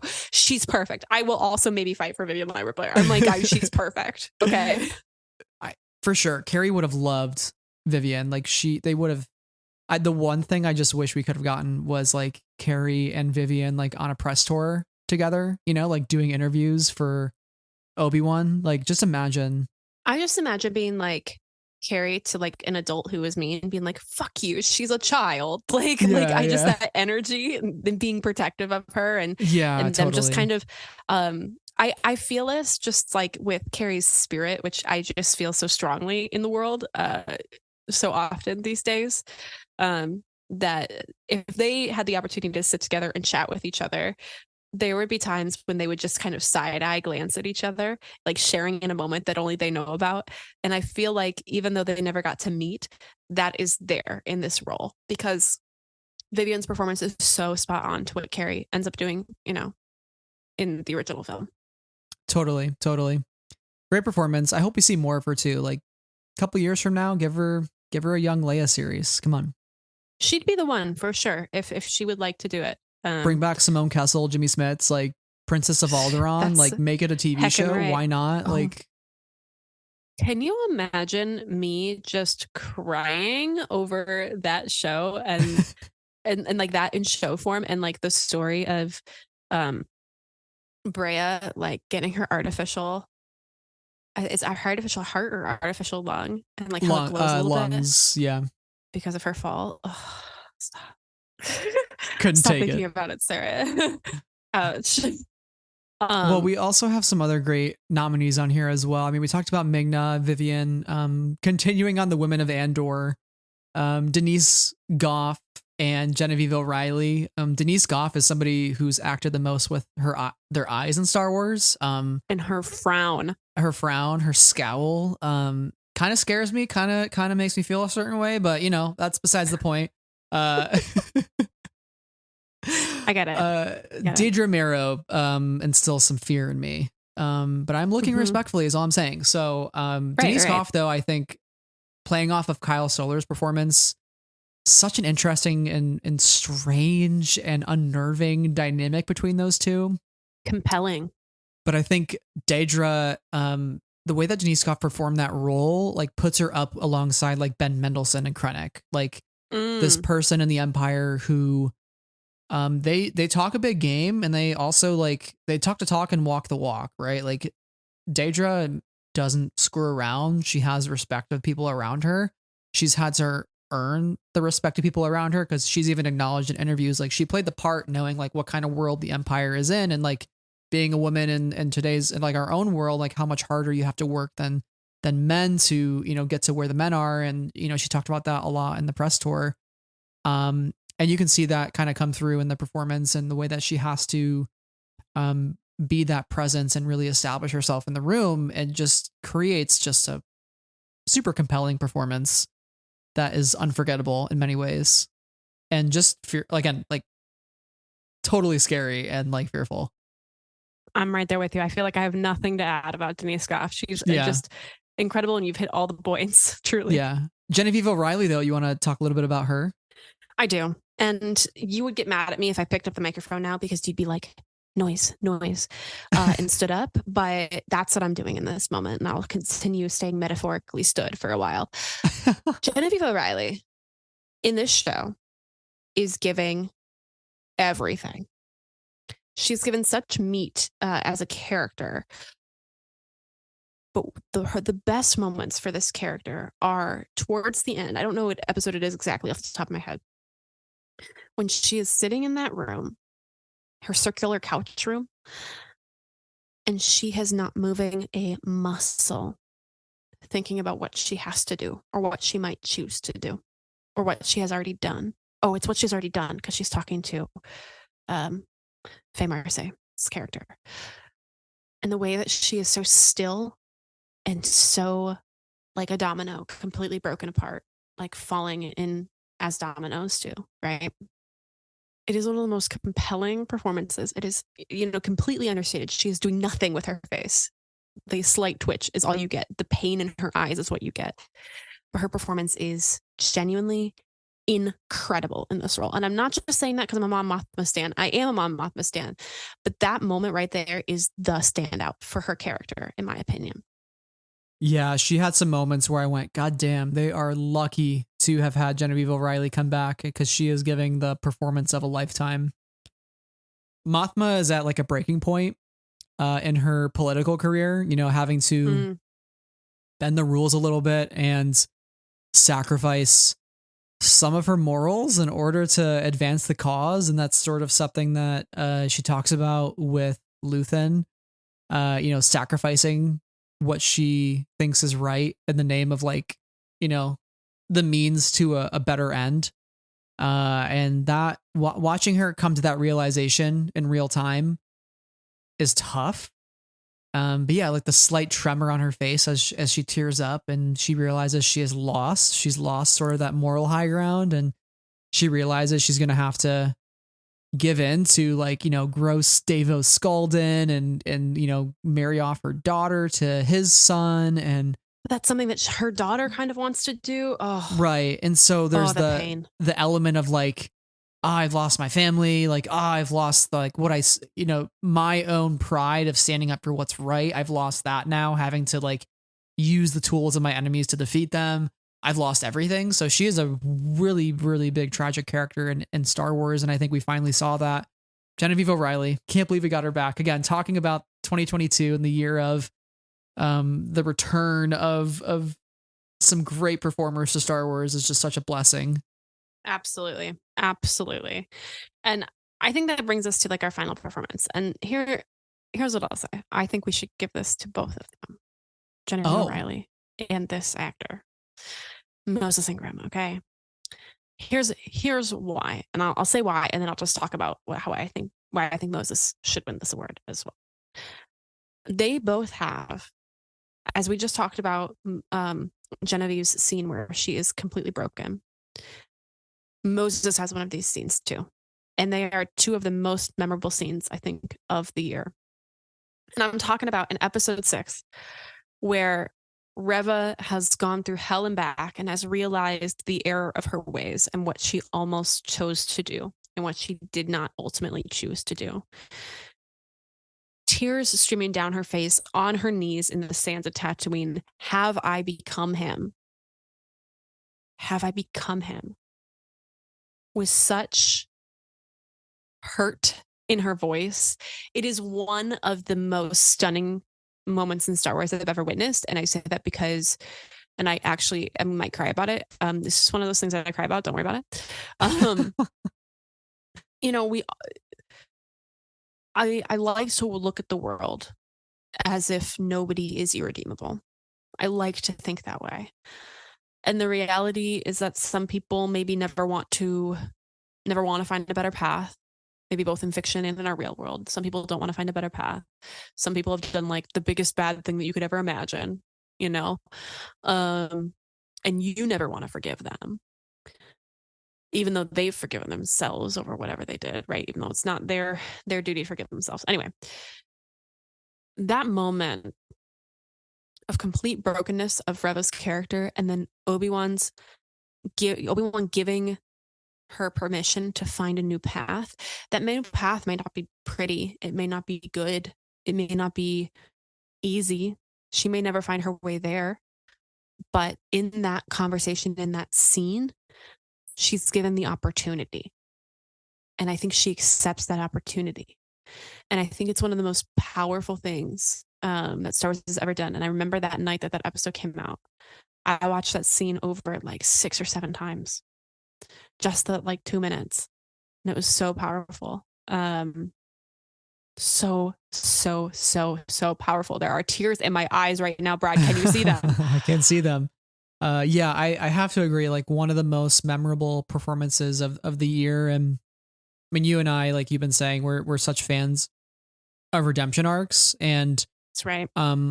Redemption just isn't immediately earned. Like the point you made is the choice, right? The choice to pursue redemption, and like what does that mean for Reva's character? Like we haven't seen the last of Reva, hopefully, and how will that be incorporated into future Star Wars stories? But I think just seeing her in her most broken moment, years of serving the Inquisitorius, and it comes crumbling down around her. Like just imagine going through that.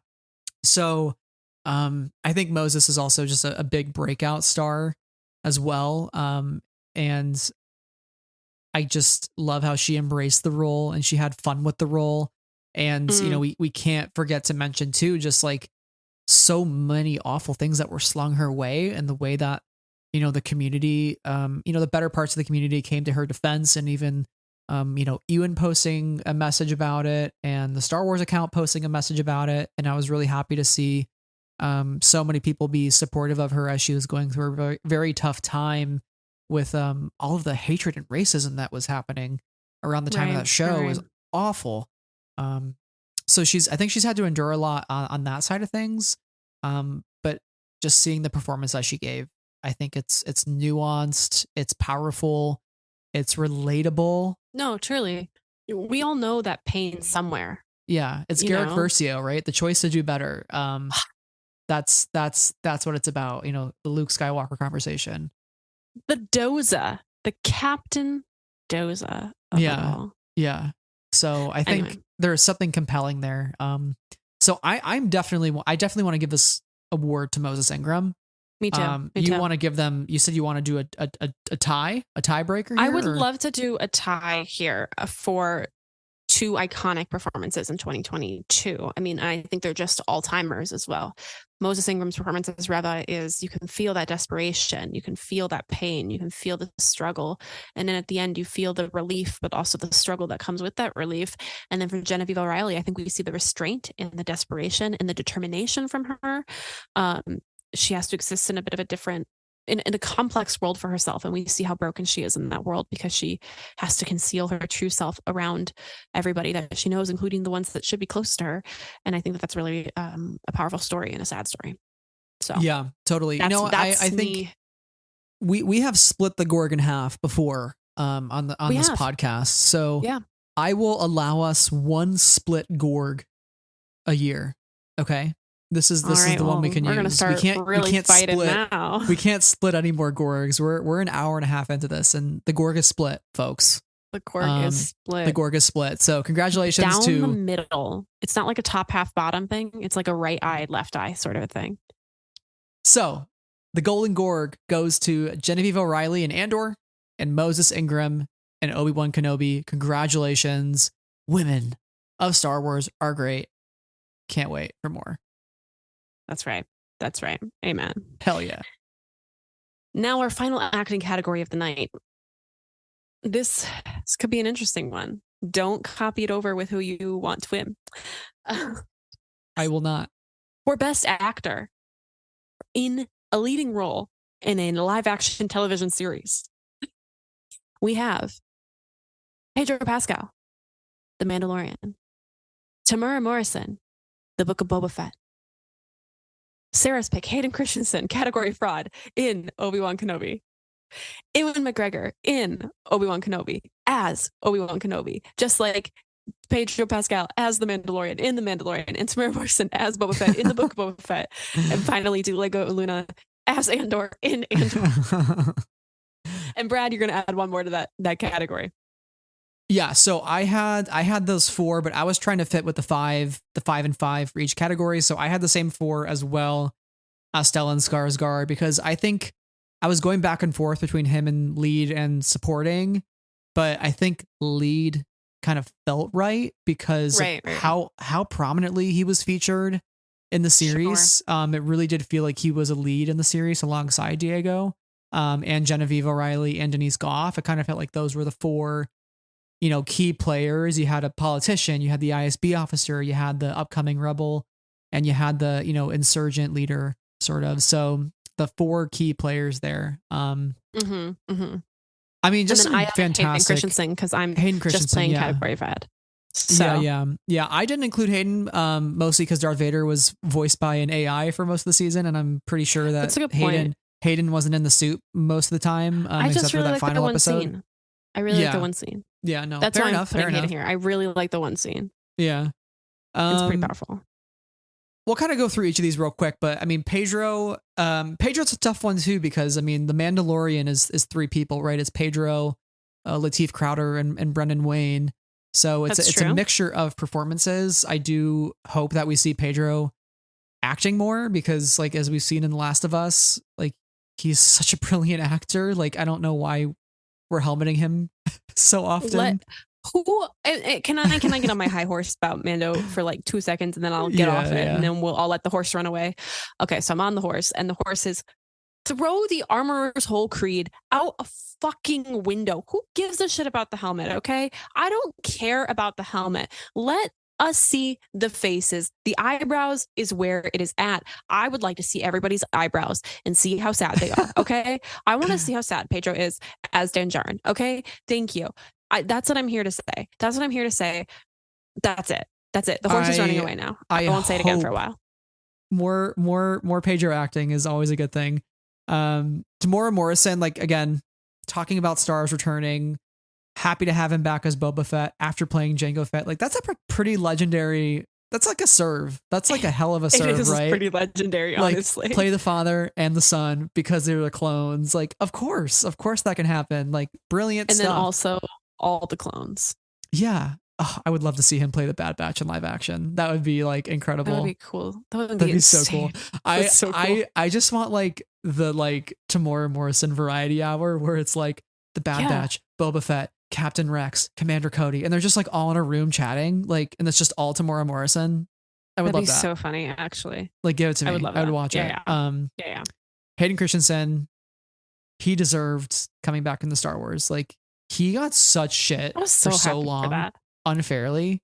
His performance is good then too. Yeah, and to have him like back in the convention circuit before the show aired, me getting to meet him at New York Comic Con, and I think that's where he really realized, like, shit, this is happening. And then Star Wars Celebration was his first, and he got to experience like the love, like standing ovation all the time, every time he was on stage. We did meet him in 2019 at Celebration.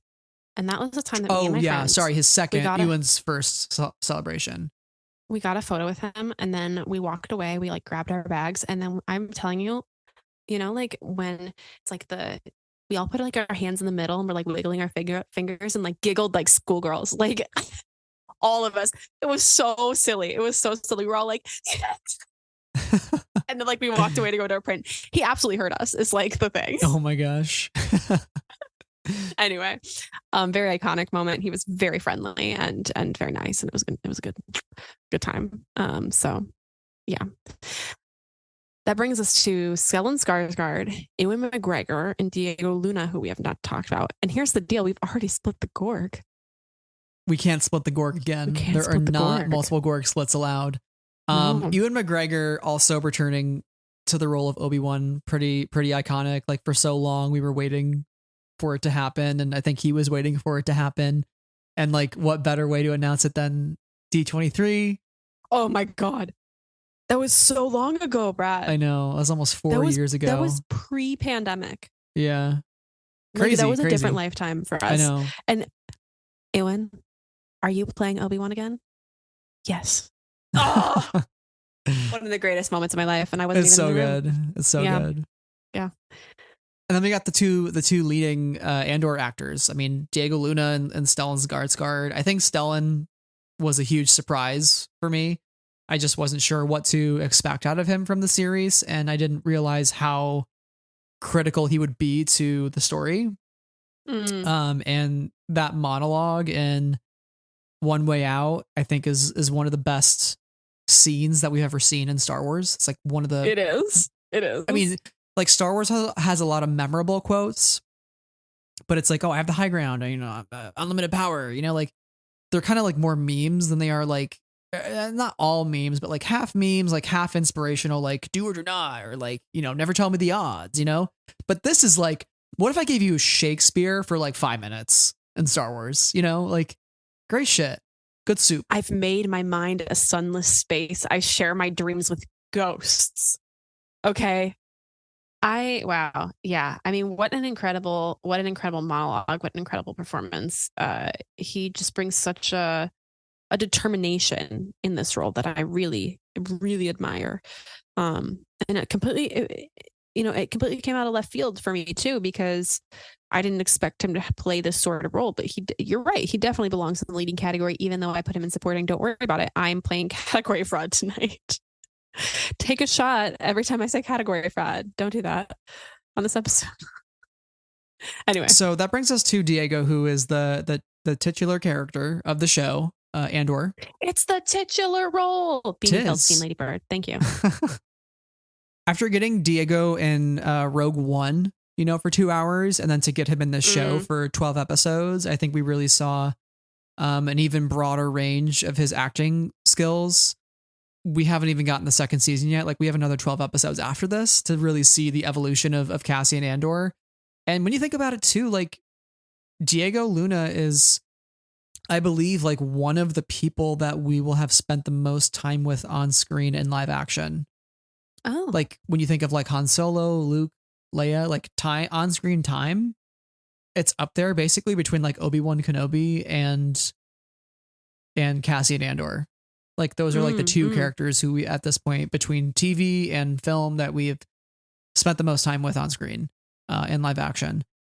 And that's pretty incredible. And I think to see the evolution of the character, Cassian has like such a, I mean, Diego like gives this performance that feels like he is in survival mode. Like he is on his last leg, and there's certain desperation, you know, like, but also like a earnestness to him that he gives off. Like, you know, he really cares about his family, but he's also like trying to find his sister, and he's trying to like avoid the Empire, and he doesn't want to draw any attention, especially in the predicament that we find him in at the beginning of the show, and like what we see him go through in Narkina 5, and then also like coming back to Ferrix and tears rolling down his cheek as he touches Clem's stone on the wall. Like there's so many great moments that stick out to me with Diego Luna. And for me, I would like to choose him as the winner, because I think for him to come back to the franchise and to give it his all just feels pretty incredible because like he was committed. He's an executive producer on the show. He's the lead star. He like the show means so much to him and he's said that multiple times. Like the series means the world to him. And I think that's pretty incredible. Like it's not just a paycheck, like his heart is in the show. For the same exact reasons, I would like to put in my vote for Ewan McGregor. Oh, what a twist. What a twist of the knife. What a triumphant return for Ewan McGregor as Obi-Wan Kenobi. For him to be the perfect merging of the Alec Guinness Obi-Wan and our prequels Obi-Wan that he so brilliantly played. For him to take us into this, between these two eras, into this new story with a relationship with little Leia at core, with him just going on this journey of trying to be responsible in the role that he has accepted for himself and that he's committed to Yoda and to Anakin that he would fulfill, and to be rejected in that role, to be struggling to find this purpose again, and then to find peace ultimately by the end of it. I think his performance is beautiful and heartbreaking and just like a really stunning middle ground for this character in between these two phases of life that we know him in. And I am just such a fan. I mean, I could also very easily throw in my vote for Stellan Skarsgård, like very easily. Like I was about to be like Diego Luna, who Stellan Skarsgård, but like for me, it's Ewan McGregor in this case. Thank you. You make a very convincing argument. I think for me, and again, not a single ounce of shade to Diego Luna, who I truly admire and respect, and I think he does excellent work in this show, and I think he's going to continue to do it in season 2. I do think at times some of the other roles in the show are more interesting than the character of Andor in the show. It's so exciting that we get to follow Marva. It's so exciting that we get to follow Luthen. It's so exciting, that we get to follow Mon Mothma. The Andor also like kind of takes a slightly back seat in a lot of the story because we're building out so many other characters in the story. So, I mean, I think that his performance is more than award worthy for sure, because he's, I mean, that whole Narkina 5 trilogy of episodes. Holy moly. I think my vote's got to go to Ewan in this case. Sorry. Fight. Okay. Fight. Okay. You make a very convincing argument. Like I said, I can be persuaded, solely because as a fellow Last Jedi stan, I do love a failed hero. The legacy of the Jedi is failure, Brad. Yeah. So I'll throw my vote for Ewan McGregor simply because I think, like you said, to get to see Obi-Wan Kenobi at the point he's at when he's failed the Jedi Order and he's failed Anakin and he's failed everybody in his life, to then find hope through Leia. And I hadn't thought about the like performance in the context of his relationship and dynamic with Vivian, because that in itself is beautiful, and the way that he sort of is a quote unquote reluctant father, and I mean that in the way that like he doesn't expect to take on that paternal role, but ends up having to, are you with my father? Too. And he's like, I wish I were. I mean stuff, man. That moment alone, and the way he delivers that line specifically is just like, God damn, it's heartbreaking. Like it says so much about his character and the way that he wishes so much could have gone differently. And I will throw in my vote for Ewan McGregor, which means Ewan McGregor is our winner of his second Golden Gorg Award. Second. Previously, that's iconic. This is when we get to do the announcer voice. This is Ewan McGregor's second win at the Golden Gorg Awards. Previously, he won for Revenge of the Sith. So a couple years ago, first Golden Gorg Awards. He's winning. He's winning in odd numbered Golden Gorg shows. 1, 3. Is he going to win in 5? depends on what we choose for categories. Season 2 Obi-Wan. Oh, no, I'm just kidding. All right. We'll see. So let's announce our categories that we have left so the people know what to expect here. We have Best Writer, Best Director, Best Live Action Episode, and Best Live Action Series coming up. I mean, these are the top of the top, the tippy top. I mean, we have a couple craft awards, but a couple overall awards. The whole public, and by the whole public, I mean Brad and Sarah, both of them, just like all the other awards, get to vote on these awards too. So these are really prestigious, and you really want to win one of these. So which one should we go to next? Let's start with Best Screenplay. Best writer. Screenplay. Yeah, Best Writer. Well, yeah, I mean, we're talking about the specific episode and the specific writer. Correct. Yeah. Right. Okay. So my nominations, I'll start. Let's do Beau Willman for Nobody's Listening, Andor. Dan Gilroy for Andor, The Axe Forgets. Joby Harold, Andrew Stanton, and Hossein Amini for Obi-Wan Kenobi Part 6. Rick Famuyiwa for The Mandalorian Chapter 15, The Believer. And Tony Gilroy for Andor, Rick's Road, the finale. Yeah. Okay. So we have some good nominations here, and I'm happy to share my nominations for this award. They are Beau Willman in where is it? Narkina 5. Beau Willman and Nobody's Listening. Oh my God. Beau Willman in One Way Out. Tony Gilroy in Rick's Road. It's an Andor bloodbath. Tony Gilroy in Rick's Road. And finally, Obi-Wan Kenobi Part 6, teleplay by Joby Harold, Andrew Stanton, and Hossein Amini, story by Stuart Beatty and Joby Harold and Andrew Stanton. I'm so sorry, but I just had to nominate. Somebody likes Beau Willman. He's just, I've made my mind a sunless space. I share my dreams with ghosts. Brad, that is the greatest. Those are the greatest words to come out of anybody's mouth in Star Wars ever. Okay. That is true. You know, I picked Nobody's Listening because I know One Way Out is more of like an action heavy episode, but I know there's the Kino Loy and Stellan monologues, so I suppose that would be the more obvious choice. I picked The Axe Forgets because I thought that was that had a lot of like Nemec and Cassian interactions, and the way that Nemec talks about the Empire with his manifesto, and the way that they like inspire fear, to the point where like we don't even question it.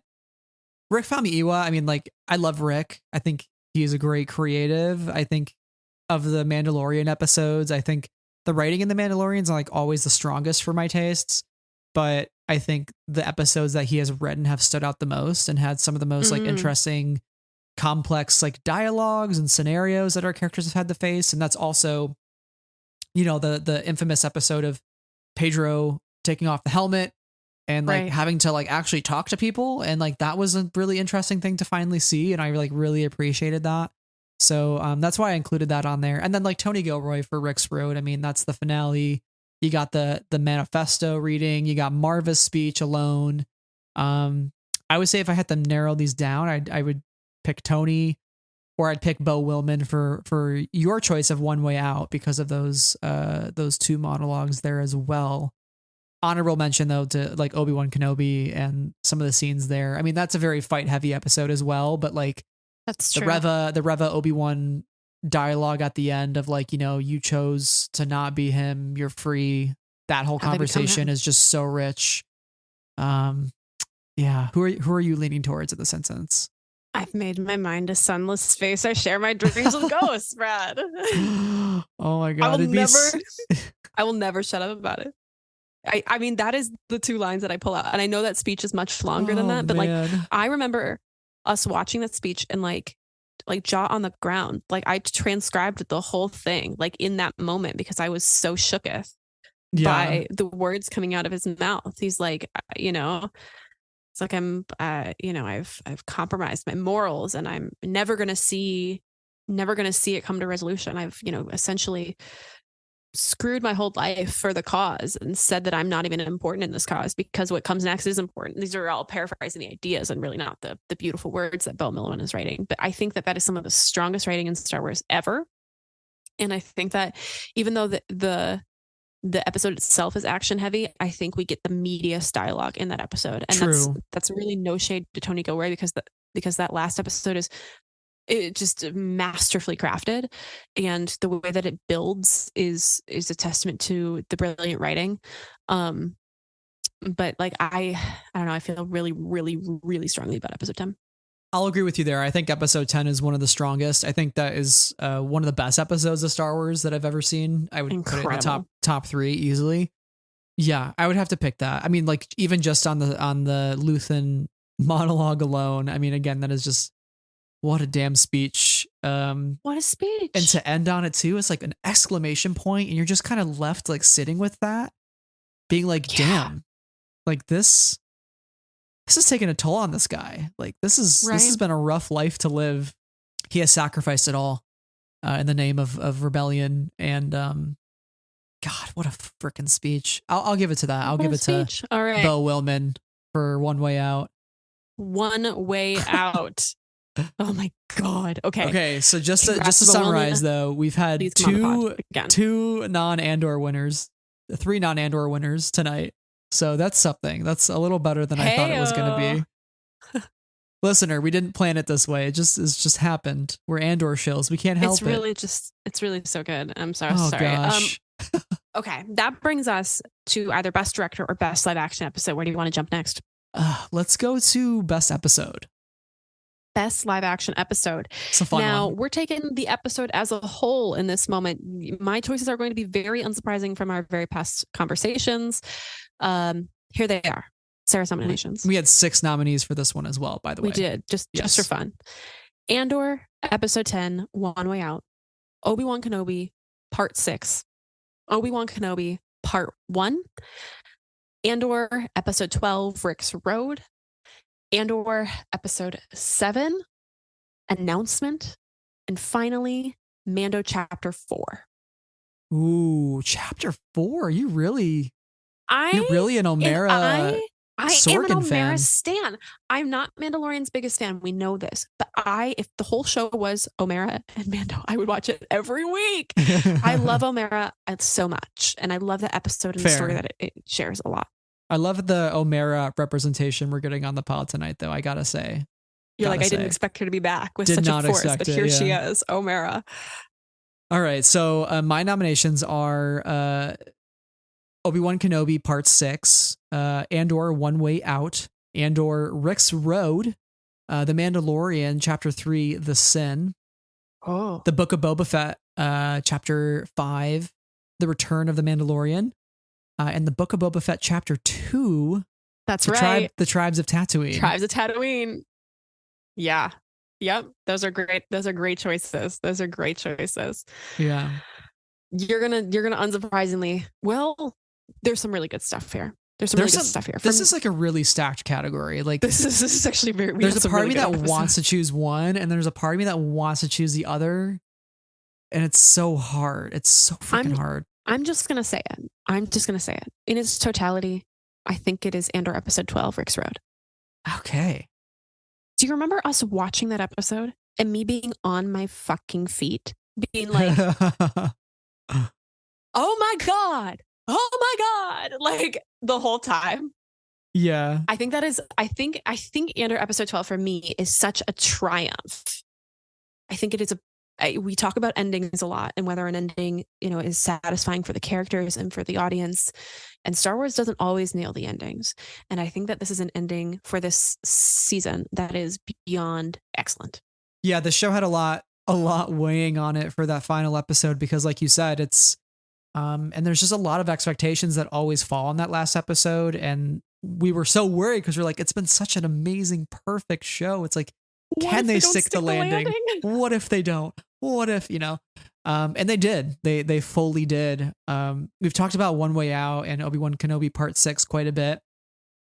For me, I threw in Chapter 3, The Sin of the Mandalorian, because like that was Deborah Chow's directorial debut. Oh, yes. So that was like a big cultural moment for Star Wars, I think. And that like, I just remember everybody raving about that episode. And I think, it's a great action episode. It has a lot of suspense.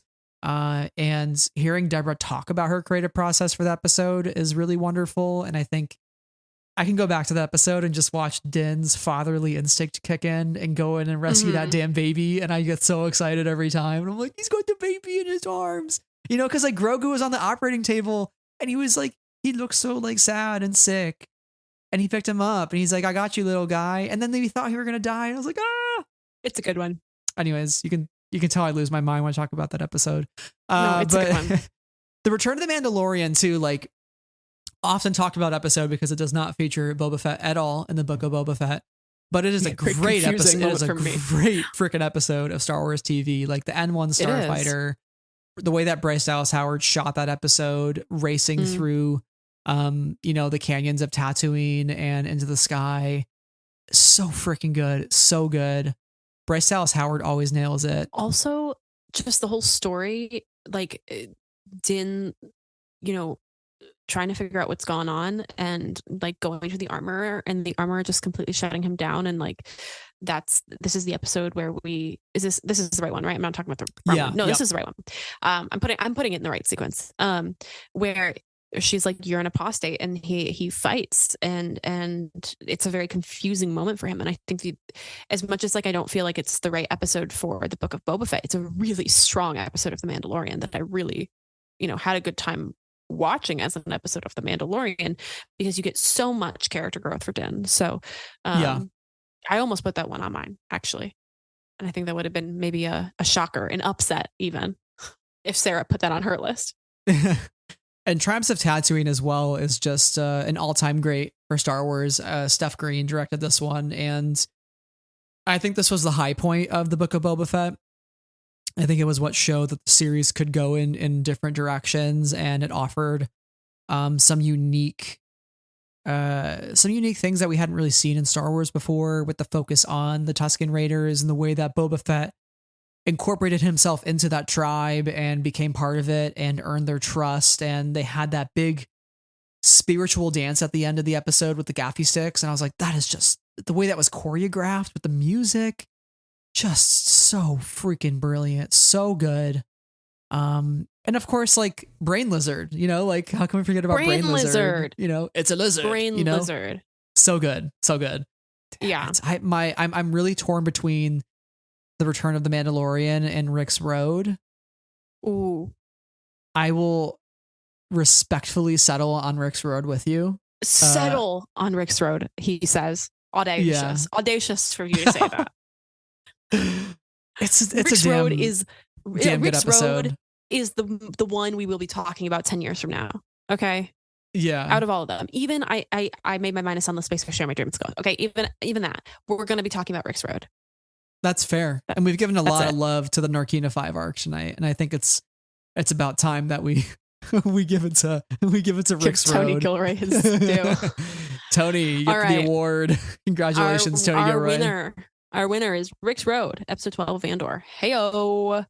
So good. So nice good. Job, Tony, my man. Never be over it. Which brings us to our final two categories of the night.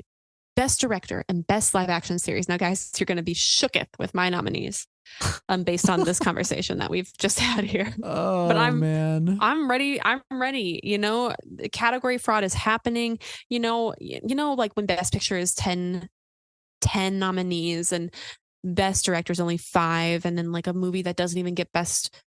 I guess please don't tell me you did 10 nominees here. No. Okay. But it's like, how could you nominate the director and not the picture, or how can you nominate the picture and not the director? Like, who directed the picture? You know what I'm saying? Like, there's a lot of like Arrival directed by Denis Villeneuve, and it's like a stunning movie, and it stars Amy Adams, and Amy Adams is like the emotional core of that film, and she doesn't get a nomination. Okay, guys, I'm still mad about it. It's fine. It's fine. It's not fine. But like, who starred in the movie then? Who starred in the movie? I wonder. Okay. So I'm kind of doing that because here are my nominees. Steph Green for the Book of Boba Fett, episode 2. Bryce Dallas Howard for the Book of Boba Fett, episode 5. Susanna White for Andor, episode 6, The Eye. Benjamin Caron for episode 7 of Andor, Announcement. And Deborah Chow for Obi-Wan Kenobi 6. Now, don't even look at me about episodes 10 and 12. Okay. Just like, don't forget they don't exist. Okay. I'm trying to add some flavor into this director pool. I made these earlier today and I'm sticking with them. Yes, I could have done Benjamin Caron for episode 12 and I didn't. Okay. I made a choice. We're not going to worry about it. Yeah. Choice. Announcement. That's an interesting one I didn't see coming. Great episode. I just wouldn't have thought. Yeah.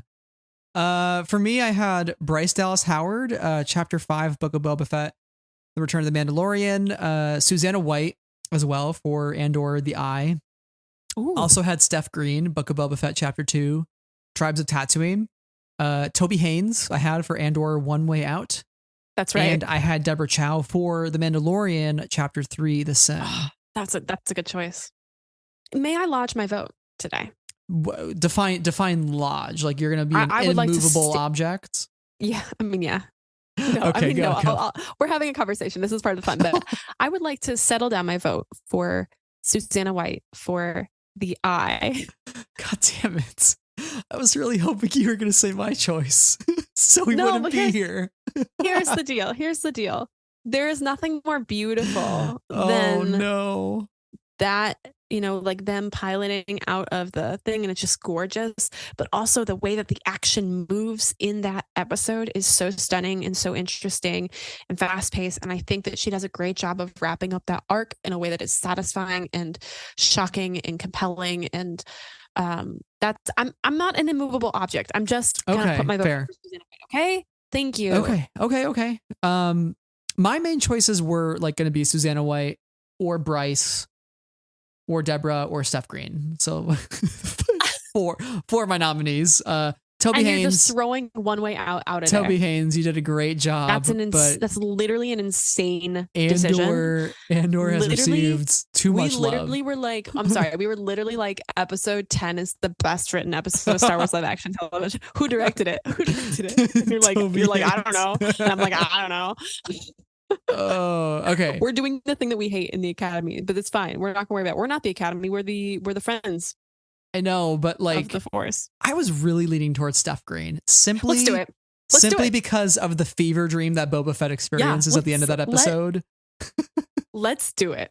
I love that episode. I feel so strongly about that episode. Let's go for it. I think it's great. Steph Green is coming back as well. I think she's directing something. I don't know if it's Mando. It might be Ahsoka. I don't know what she's directing coming up, but there's something that she's directing in Star Wars. I don't want to be wishy-washy about my choice, because I really do feel strongly about Susanna White in episode 6, but I'm happy to give it to Steph Green. I thought that episode of Boba Fett's really good. This is our award show. We write the awards and the nominees and make the awards and engrave the awards and send them out to their respective people, obviously, because we have all of their addresses where we can send these to. And we have lots of money to make the trophies. That's right.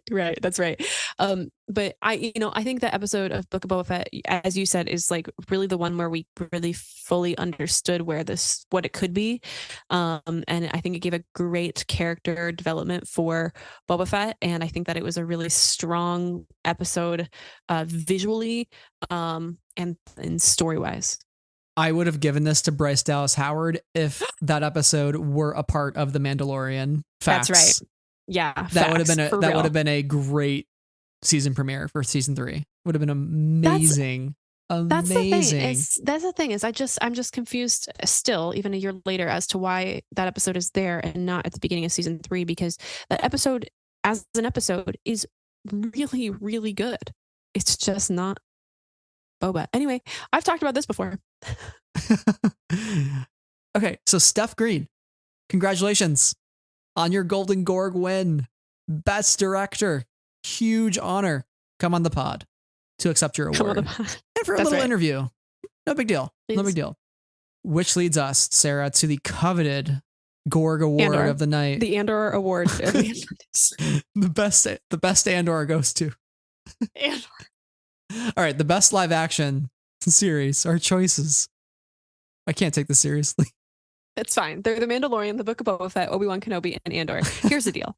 Here's the Each deal. and every one of these series has something, as we said in the top of the It's show, has true. something that is exciting for viewers, something that's thrilling, something that expands the world of Star Wars, something that brings wonder to audiences, something that, can challenge us, something that can make us laugh. Star Wars does all of these things. And I think Star Wars needs all of these things because Star Wars is a franchise for kids as much as it's a franchise for you or I, as much as it's a franchise for our grandparents. And so I think it needs to be a lot of things in order to appeal to everybody, to the most amount of people. And I love that. I think for both of us, knowing exactly who we are and knowing our enthusiasm for this particular show, it has to go to Andor. It does. There's no other option because just as we were talking about how the Book of Boba Fett episode 2, Travis Tatooine really showed us what the character of Boba Fett could be and what that story could be. I think Andor did that with all of Star Wars. And we're not saying that all of Star Wars has to be Andor. Andor is a very serious, mature show. Right. And again, as we just said, Andor or Star Wars is a property for everybody, for our baby cousins, to our grandparents, to ourselves, to our parents, to our neighbor, to our best friend. Anybody can enjoy Star Wars because it is such a beloved, iconic, franchise.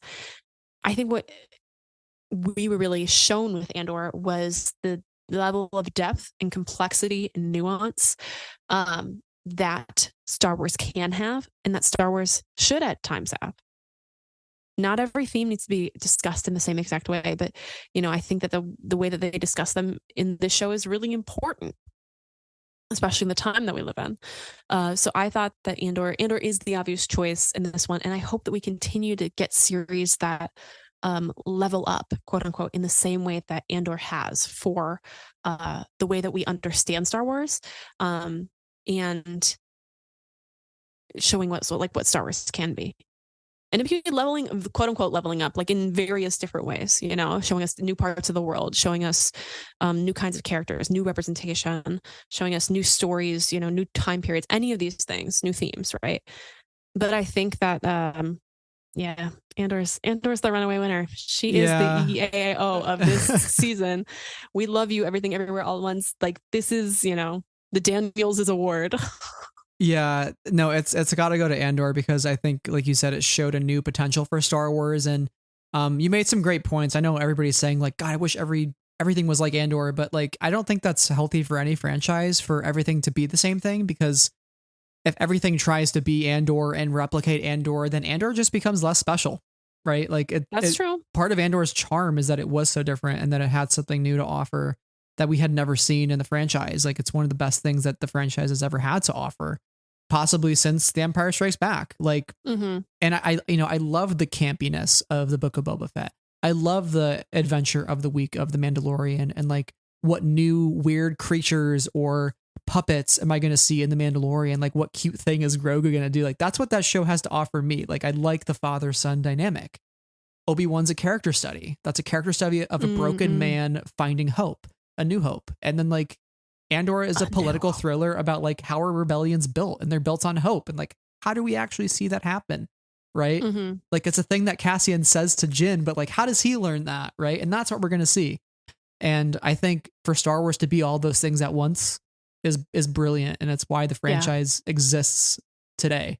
And you don't have to love all of it, but I think all of it should exist in some form or fashion. And all of it should exist with proper thought, proper care, and a sense of like really wanting to, raise the bar a little bit here and there with something new and different and fun.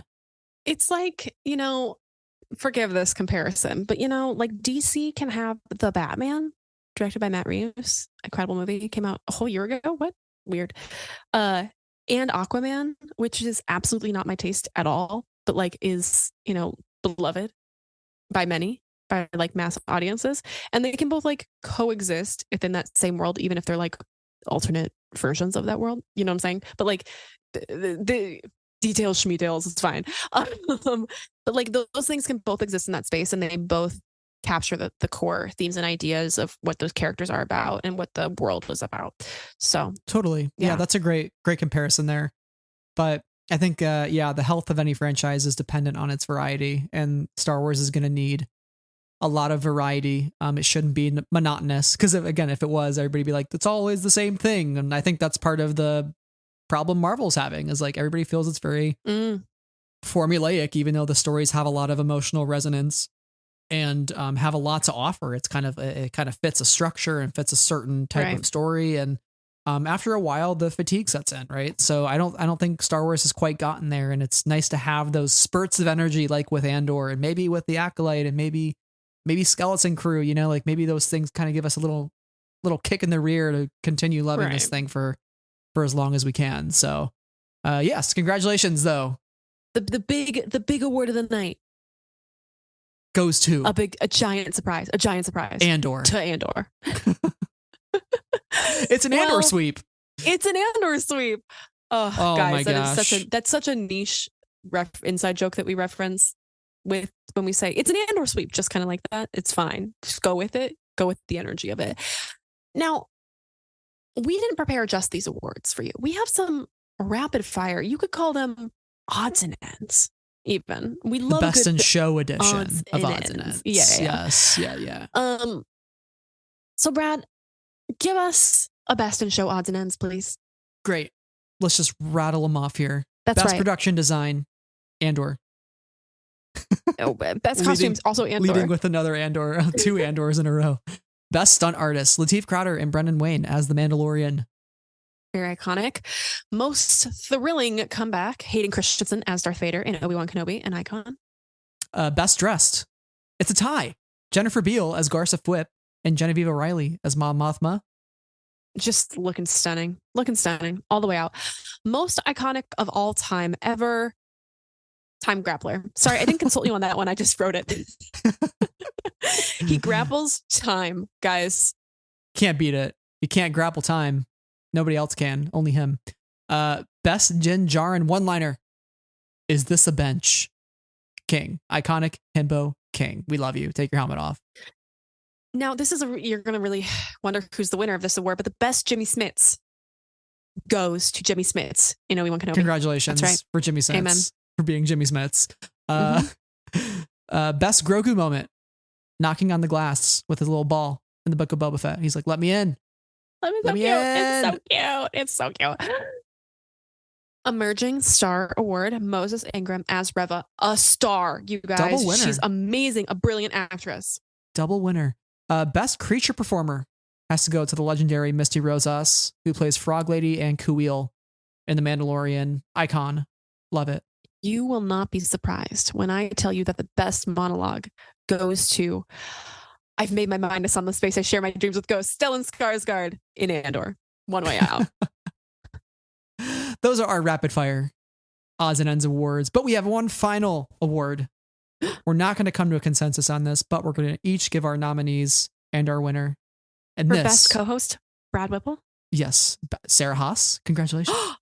Oh my God, congrats. Oh my God, we each get a wow. Gorg. We kind of split that Gorg, I guess, maybe a little bit. But our best Glup Shido. You got to have a Glup Shido in Star Wars. Oh my God. No, I really didn't think about this. The Time Grappler in Andor. That's my choice. That's your choice. He's a king, a legend. Yeah. Okay. I would do anything for him. I want to be him when I grow up. I just am obsessed with him. Okay. He's fair enough. Fair enough. I had some nominees here, but I chose one ultimately. I choose Dewey and Fred. Dewey and Freed from Andor, I think the name was. The little alien guys that rope Melshi and Cassian. We had Wade, Obi-Wan Kenobi, Justice for Wade, never forget. I'm still lamenting about it. Yeah. We have Ham from Andor, simply because his name is Ham. We have Dr. Mandible from The Mandalorian, Chapter 5 and Chapter 10. He is a literal giant ant who is a doctor. Yeah. But my ultimate winner is the Mon Calamari fisherman with the cable knit sweater from The Mandalorian, Chapter 11. That's King. right. That's right. I mean, I never saw that episode, but he's an icon, undoubtedly. Could not end the night without giving him an award. Congratulations, King of the my Glove heart. Shadow is the participation award. We give it to all the Glove Shadows. We love you, Glove Shadows. He's my personal favorite. I think that guy, that Mon Calamari just stole the internet for so long. Can I give my other Glove Shadow award to that one, the one extra in Andor in Ferrex who was a creature performer who like jumped down the curb? Do you know which guy I'm talking about? Yes. Yeah. That guy like, too. Yeah, that guy, like, he just like jumps randomly and like and when he jumps with 2 feet. Just... Yes. Oh my gosh. He gets an award too. Also the mod squad from Book of Boba Fett. Fuck yeah. Oh, totally. Yeah. You guys ride cool cars. Who cares? The modder who does the modification, he was cool as hell. When he did a little spin in the Book of Boba Fett, and he's like, everybody like was up and remember like that like blew the internet up for like 2 weeks because he did a spin and like people are mad about that. He just like did a spin and shot and they're like, what? It's like, shut up. He's cool. Just shut up. Enjoy the show. That. He can just do that. Let him do it. More spinning in Star Wars. Can I also give an honorary Glove Shadow mention to the Bantha? Yes.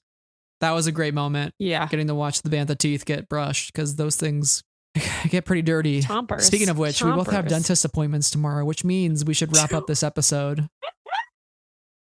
With that being said, you said that to me. The Golden Gorgs have come to an end. The third annual. That's right. Thank you all for sticking with us for almost 2.5 hours. How did you do this to yourselves? But we welcome you.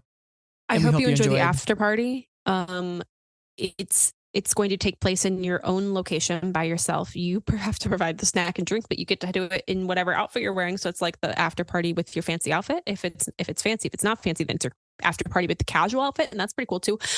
And you can consider your after party the first or second annual Golden Gorg Award, maybe. The Golden Gorg's after party goes hard. Let me tell you, I've it's real. Yeah, head hits the pillow. I'm out. That's right. Great. Yeah. But just to summarize before we go, let's just rename all the winners real quick here. So we have you've got them. Best Original Theme Music, The Book of Boba Fett by Ludwig Göransson. Best Original Score, Nicholas Britell for Andor. Best Guest Starring Role, Andy Serkis in Andor. Best Actress in a Supporting Role, Fiona Shaw in Andor. Best Actor in a Supporting Role, Kyle Soller in Andor. Best Actress, Moses Ingram and Genevieve O'Reilly split the Gorg. There are Gorg splitters. Congratulations. Best Actor, Ewan McGregor and Obi-Wan Kenobi. Best Live Action Episode, Rex Road from Andor. Best Writer, Beau Willman for One Way Out. Best Director, Steph Green for The Tribes of Tatooine and the Book of Boba Fett. And the Best Live Action Series, no surprise here, folks, Andor. That's right. But it wasn't a total Andor, so we didn't get a very award to Andor, so that's probably a good thing. We try to be fair and balanced, which is why we gave 80% of the awards to Andor. It's really good. I'm sorry. Unintentional consequence. If like the Emmys were just Andor, like that'd be fine. Yeah. Sorry to all the other shows. I love how we were like, let's wait a couple years to do the live action TV Golden Gorg Awards. We were. Just to have more options. And look at us now. Absolute clown behavior. Clowns. Unhinged. Yeah. Delete your account. Close it up. Close up shop. No more pod. That's all for tonight, folks. No more pod, guys. This is the last episode. Last episode. We are unhinged. Thank you all for joining us on this Golden Gorgs episode. We can't wait until the next one, whenever that may be. And we're excited for the Oscars this week. Cannot wait. Hope Michelle Yeoh wins that Oscar because she deserves it. And we will be watching very excitedly to see what happens. So, but will you, or are you going to watch the finale of The Last of Us, Brad? No, I'm going to watch Oscars. For me are a first. They are a ritual. Wow. They're a religion for me every year. Fair enough. I love the movies. Fair enough. Me too. All right. Well, that's it for us. We've done it. Yeah. Thank you all for listening so much. You can follow us on our pod socials on Twitter, Instagram, YouTube, Hive, you name it. I haven't logged on to Hive in like 5 months, but follow us there anyways if you'd be so kind. If Twitter ever dies, that's where we're headed. So who knows? Couldn't upload images today or whatever. So, it's breaking every single day. Who knows? It's fine. And if you'd be so kind, make sure to drop us a 5-star rating review if you could. Helps other folks find the show and join the discussion. And also follow us wherever you're listening so our future episodes drop into your feed. Because as we mentioned up top, we have a lot coming in store these next couple weeks. So stay tuned. We also have a Patreon where tiers start at just $1. And here are all our patrons who walked the red carpet with us today. And make sure to get your cameras out. Oh my gosh, you're so famous. You're so famous. Ben, Brian, Cheryl, Clay, Deborah, Dylan, Diesel, Emma, Huang, Jennifer, Knights of Ren, Leanne, Levi, Lucy, Lindsay, Matthew, Roz, Saber Bouquet, Santa, Sky Talker, Steven, Tom, and Travis. Thank you all very much for your support. You help make the show happen every week. We are very grateful for you. And very grateful to all of our attendees of the 3rd annual Golden Gorgs. Give yourselves a round of applause today. Clap, clap, clap, clap, clap. I hope you will join us again next year. You will be getting a golden invitation because it is the Golden Gorgs. Thank you. Absolutely. Thank you all so much for listening to this episode and for supporting the podcast. And until next time, may the Force be with you always. Bye.